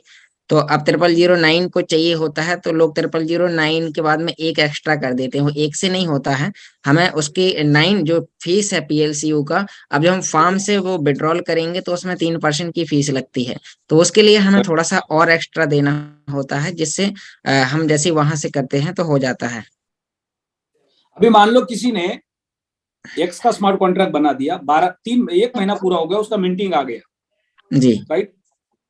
अब उसको ट्रांसफर करना है कॉइन्सबिट पे, ओके उस एक्स को, तो उस वक्त तो उसको अल्टीमा के रूप में गैस फी नहीं लगेगी, लगेगी सर। लगेगी। तो उस वक्त भी एरर जी आएगा। ये भी बहुत सारे लोग का क्वेश्चन आ रहा है कि मैं मेरा कॉइन ट्रांसफर कर रहा हूँ, ट्रांसफर नहीं हो रहा है। बिल्कुल। तो यानी हम अगर अल्टीमा वहां पे एक्स्ट्रा होल्ड करते हैं तो बाद में भी जब आप उसको विड्रॉल लोगे तभी भी आपको काम आने वाला है। बिल्कुल। तो कई सारे लोगों के वो भी फोन आ रहे हैं या मैसेजेस आ रहे हैं कि मेरा मिंटिंग तो आ गया लेकिन विड्रॉ नहीं हो रहा है। 110 यूरो के लिए सर हम 0.0022 अगर हम उसमें गैस फीस देते हैं अभी के रेट के हिसाब से, तो वो हमारा गेट प्रॉफिट हो जाता है। और निकालने के लिए जब हमारी 0011 PLCU X कॉइन आता है, तो अगर उसे भी हमें विड्रॉल करना है तो 0.0012 हम PLCU भेज दें उसमें, तो हमारा विड्रॉल भी हो जाता है। 0.0012 का यूएसडीटी कितना बन रहा है? ये सर अभी लगभग $2 से कम है, 1.5 के समथिंग। यानी हर किसी को अपने फार्म के अंदर पहले दिन 5 यूएसडीटी रखने, यानी 400 रुपए हर कस्टमर से ज्यादा ले लो, बोल के ले लो और उनको बता दो कि ये तुम्हारे वॉलेट फार्म के अंदर ही रहेगा राइट।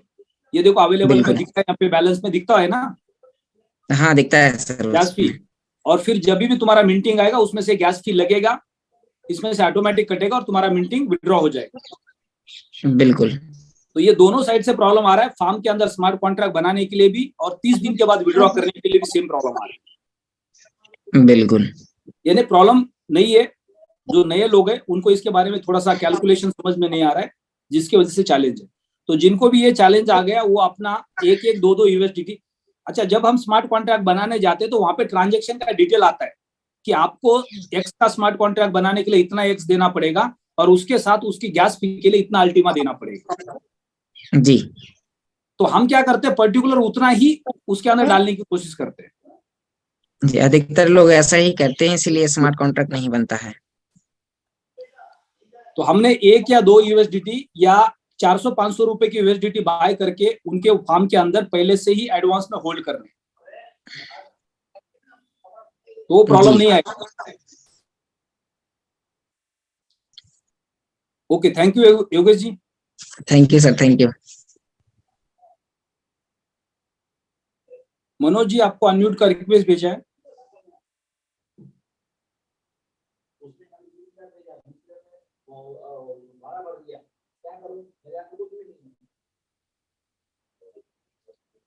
नेक्स्ट सुखदेव सुहाना जी, आपको अनम्यूट का रिक्वेस्ट भेजा है। Good morning sir. Good morning जी।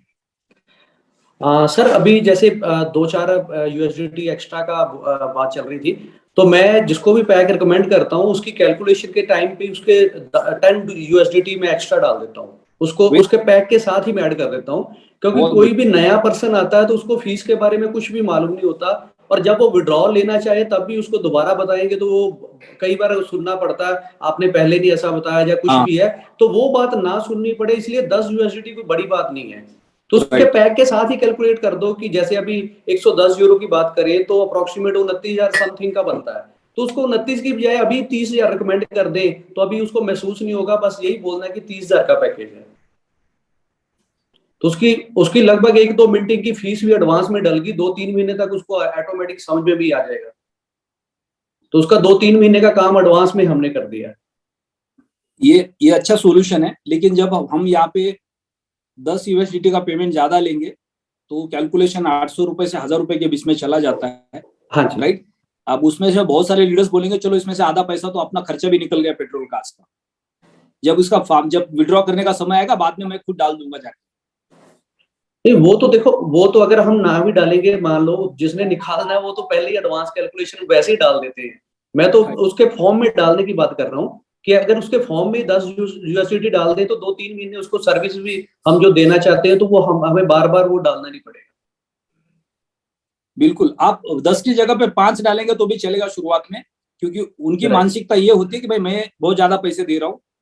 जब उनका पहला मिंटिंग आएगा, उसको विड्रॉ करेंगे, तब आप बोल सकते हैं कि इसमें आप अभी 10 यूएसडीटी डाल दो, ताकि अगले 2-3 महीने आपका जो मिंटिंग आएगा उसमें आपको विड्रॉ करने में दिक्कत नहीं आएगी। फिर 2-3 महीने के बाद यूएसडीटी डाल दो। बिल्कुल सर, ये सही रहेगा, क्योंकि आपने 400 से 500 रुपए ले लिया, 5 यूएसडीटी एक्स्ट्रा डाल दिए, पहले महीने का मिंटिंग आ गया, उसका स्मार्ट कॉन्ट्रैक्ट भी बन गया, उसका विड्रॉ भी हो गया, उसका कॉन्फिडेंस बिल्ड हो गया, तो वो 5, 10, 15, 20 जितना डालना है वो डाल सकते हैं। Right sir. फिर बाद में बोलेंगे मेरा साल भर कर तो कोई दिक्कत नहीं है। Right sir.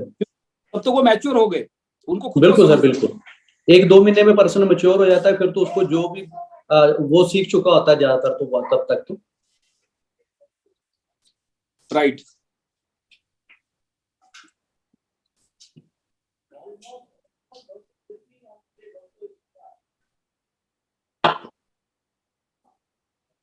कबीर जी हैदराबाद से आपको अनम्यूट का रिक्वेस्ट भेजा है।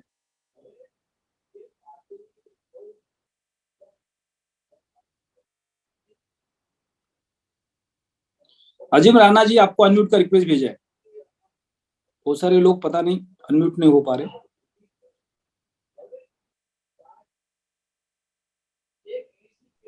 यस सर, गुड मॉर्निंग जी। Thank you sir, good morning sir. अभी आप मतलब रोजाना सुबह जूम पर आकर बैठते हैं तो बड़ा कॉन्फिडेंस बिल्ड होता है। जो लोग भी आपको लगातार सुन रहे हैं उनको वापस जाने की या कुछ सोचने की जरूरत नहीं है, और अगर स्ट्रेटेजी पे आपके साथ साथ ये लोग काम कर रहे हैं तो वाकई बहुत अच्छा हो रहा है। तो आज अभी आप सुबह से जो बात चल रही थी, वो बात चल रही थी हमारी कि 2 लोगों को 2 लाख पे इंडिपेंडेंट। मैं एक्चुअली आपके अकॉर्डिंग ही वर्क कर रहा हूँ, और लिस सर ने भी यही गाइडलाइन दी कि पहले नीचे 2 लोगों को मजबूत करो। तो मैं एक कैलकुलेशन मतलब पूरी टीम को ये बताना चाहता हूँ कि अगर आप 2 लोगों को नीचे डिपेंडेंट बोले तो उनको डायमंड का बोनस देते हैं, या उनको डायमंड होने तक उनको साथ देते हैं, क्योंकि फिर डायमंड इन्फिनिटी उनके पास चले जाता तो मैक्सिमम वो फिर इंडिपेंडेंट हो जाते हैं, तो उनकी डिपेंडेंसी हमारे ऊपर से खत्म हो जाती है।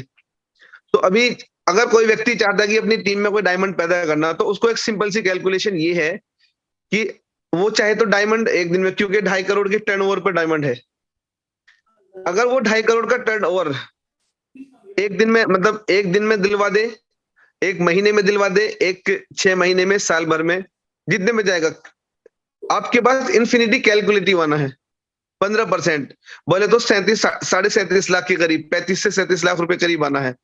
अब उसकी मर्जी है कि वो उसको इंडिपेंडेंट करके अगले 1 साल में दिलाएगा तो वो परेशान रहेगा। तो बेहतर ये है, मेरी स्ट्रेटेजी ये थी कि मेरी टीम में मैक्सिमम डायमंड कैसे पैदा हो, वो कैसे जल्दी से जल्दी इंडिपेंडेंट एजुकेशनली, क्योंकि सर डायमंड बनने के लिए मेरे ख्याल में, अगर मैं मानता हूं तो 2500 लोगों का आज एंट्री चाहिए। 10,000 एक हमारा 11,000 वाला पैकेज का 2500 का एंट्री चाहिए।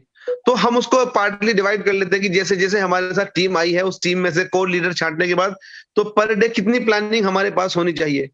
तो वो डायमंड इन्फिनिटी मैंने तो नीचे से ले लिया, अब मैं उसकी एक लेग लंबी करने के चक्कर में लगा हुआ हूं और अपना मैक्सिमम डायमंड इन्फिनिटी उठा रहा हूं। तो ये भी गलत है, हम लोग अपने इन्फिनिटी के चक्कर में अपने नीचे एक डायमंड लीडर पैदा नहीं कर पाते, जिसकी वजह से वो बंदा मतलब खुद मतलब डिपेंडेंट रहता है हमारे ऊपर लाइफ टाइम, पूरी टीम को लेकर। तो मैं तो सर एक कैलकुलेशन पे पहुंचा कि अगर जितना जल्दी चाहेंगे आप अपने नीचे एक लाइन में डायमंड पैदा कर दें, वहां से आप ऑलरेडी इन्फिनिटी पूरा ले चुके हैं, उसके बाद आपका दूसरी लाइन से एक डायमंड बना दे तो आप ऑटोमेटिकली ब्लू डायमंड का आपने फंड भी उठाया है, ब्लू आपके पास 5 लाख रुपए ब्लू डायमंड का भी आ गया है, और नीचे वो बंदा इंडिपेंडेंट हो गया। आपने कहा कि 9 लाख पे काम कर रहे हैं, तो मेरा तो मानना सर यही है, आप तब तक दूसरी लाइन में ना जाएं जब तक आप वहां से डायमंड इन्फिनिटी का फंड यानी कि उसको डायमंड ना बना दें। तो सर चाहे एक दिन में, एक हफ्ते में, एक साल में बनाए या उसको ना बनाए, इन्फिनिटी आपका लिमिटेड आना था उसे डायमंड बनाने तक के लिए। तो मेरे तो यही मानना है, पूरी कम्युनिटी के लिए एक ही बात मेरी कहनी है कि जो भी व्यक्ति अपनी टीम को लेकर आगे चलना चाहता है तो वो बहुत जल्दी से जल्दी एक ऐसा लीडर पैदा करे, अपनी कॉपी पैदा करे और उसको डायमंड बनाकर उसको आजाद कर दे। और अपने आप ब्लू डायमंड हो जाएगा तो नेक्स्ट अदर लैक से 16% आपको आने लगेगा। फिर अदर जैसे आपका डबल बिजनेस होता तो फिर मेरे ख्याल में 4 डायमंड होने के बाद आपके साथ अदर 4 लैक से तो हम ग्रीन डायमंड हो जाते हैं। तो सर मेरी तो स्ट्रेटेजी यही रही है जैसा आपने बताया, और सभी लोगों को मैं भी ये सलाह देना चाहूंगा कि डायमंड जो है वो थपेड़े खा के बनना चाहिए, फोकट का डायमंड नहीं होना चाहिए, उसको सपोर्टिव डायमंड नहीं होना चाहिए, क्योंकि बादाम खाने से अकल नहीं आई, वो थपेड़े और धक्के खाने से अकल आई है।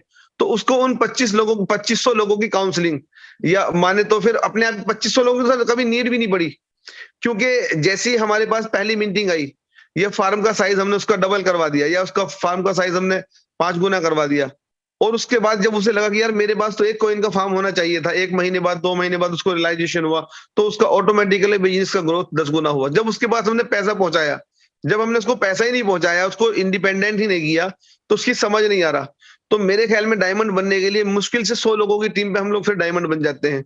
तो यहाँ से तो मेरी तो राय यही है, जितने भी लोग सुन रहे हैं तो वो फास्टली पहले अपनी टीम को अपने पर्सनल रेफरेंस को डालते चले जाएं डेप्थ में, और 1.25 करोड़ का टर्नओवर उसको दें। जितना उसका हमें साइड से मिल रहा है, उसको वर्क करने को हमारे उनके साथ वर्क करने का मौका मिलता है हम लोगों को, तो उसके साथ में हम वर्क कर सकते हैं इजीली।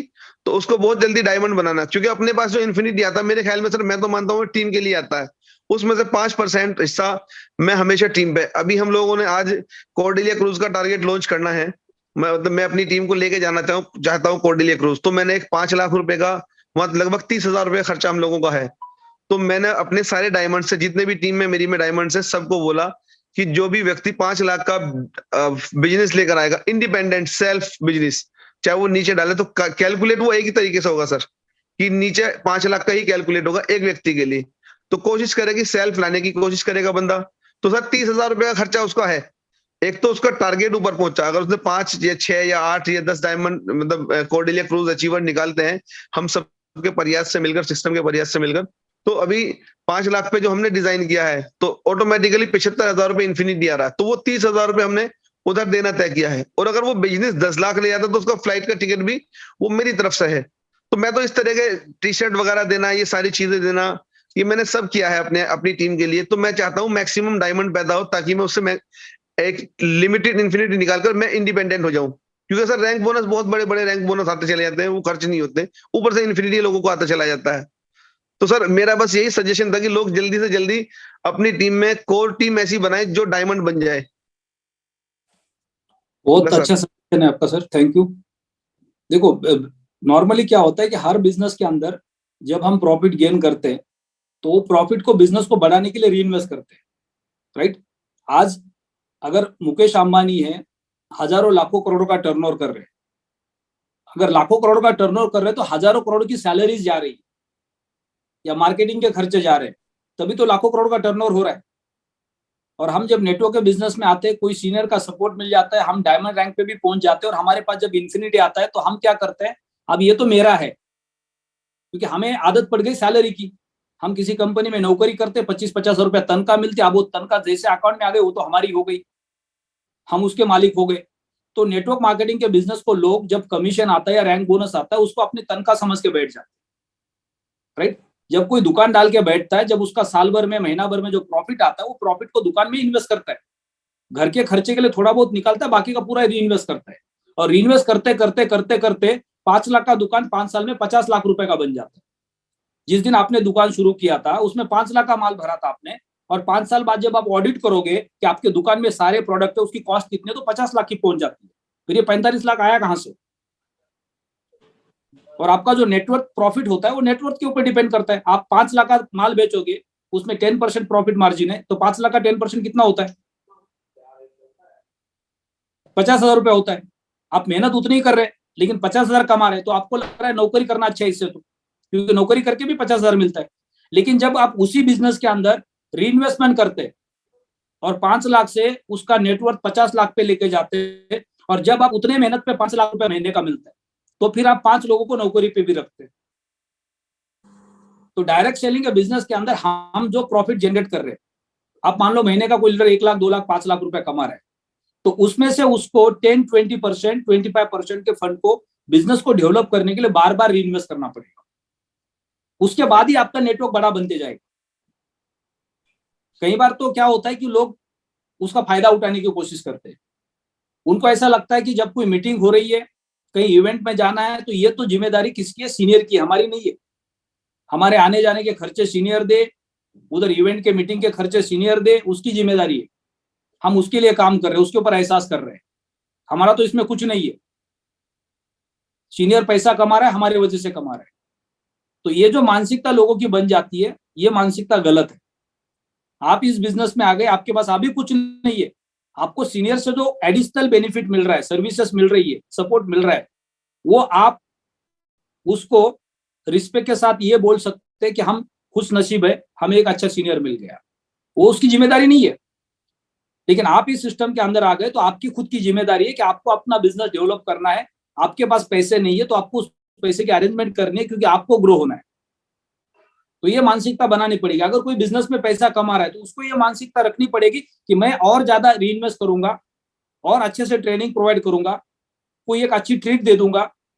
जैसे अभी राणा जी ने कहा कि मैं अपने टीम के लिए प्लान बना रहा हूँ कि मैं एक क्रूज पे लेके जाऊंगा मेरी टीम को। अगर वो नया बिजनेस इतना करते हैं, उससे मेरा रेवेन्यू 5 लाख 10 लाख का बनता है, तो उसमें से 5 लाख रुपए मैं टीम को रिवॉर्ड दूंगा।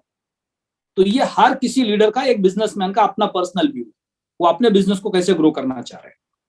तो ये काम हर कोई नहीं कर सकता है। लेकिन जिनका विजन बड़ा है, जिनको बहुत बड़ा बनना है, ये उनका विजन है, उनका काम है कि ठीक है, मैं जो कमाऊंगा उसको रीइन्वेस्ट करते जाऊंगा, टीम को ग्रो करूंगा, टीम बड़ी बनेगी तो ऑटोमेटिक मैं तो बड़ा बनने वाला है। तो मैंने कई बार कहा है कि मैंने पिछले 6 साल के अंदर 10 करोड़ से ज्यादा रीइन्वेस्टमेंट किया है।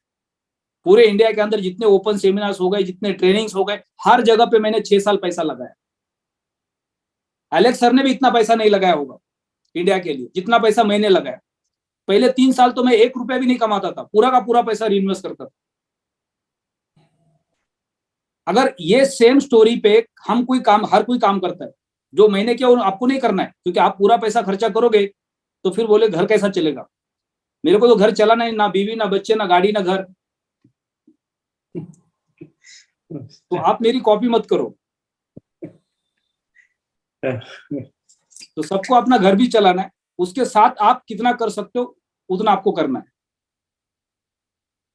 तो ये हर लीडर की अपनी सोच है, उनको बिजनेस समझ में आ गया और वो बिजनेस को ग्रो करने के लिए अपने अपने कैलकुलेशन से जा सकते हैं। तो ये हमारी जिम्मेदारी भी है बिजनेस के प्रति, क्योंकि जिस बिजनेस से हम कमा रहे तो उस बिजनेस को ग्रो करने के लिए हमें उसको खत पानी डालना पड़ेगा, यानी उसके लिए रीइन्वेस्टमेंट करना पड़ेगा। तो यहाँ पे सेशन को क्लोज करते हैं, 9:30 बज गए। शाम को 7 बजे के वेबिनार में मिलते हैं ज्यादा से ज्यादा लीडर्स के साथ। टेक्निकल क्वेश्चन से आपके 8 से 9 के सेशन के अंदर आपको आना है, वहां पे सेशन में क्वेश्चन हैंड रेज करना है और टेक्निकल क्वेश्चन का प्रॉब्लम सॉल्व करना है।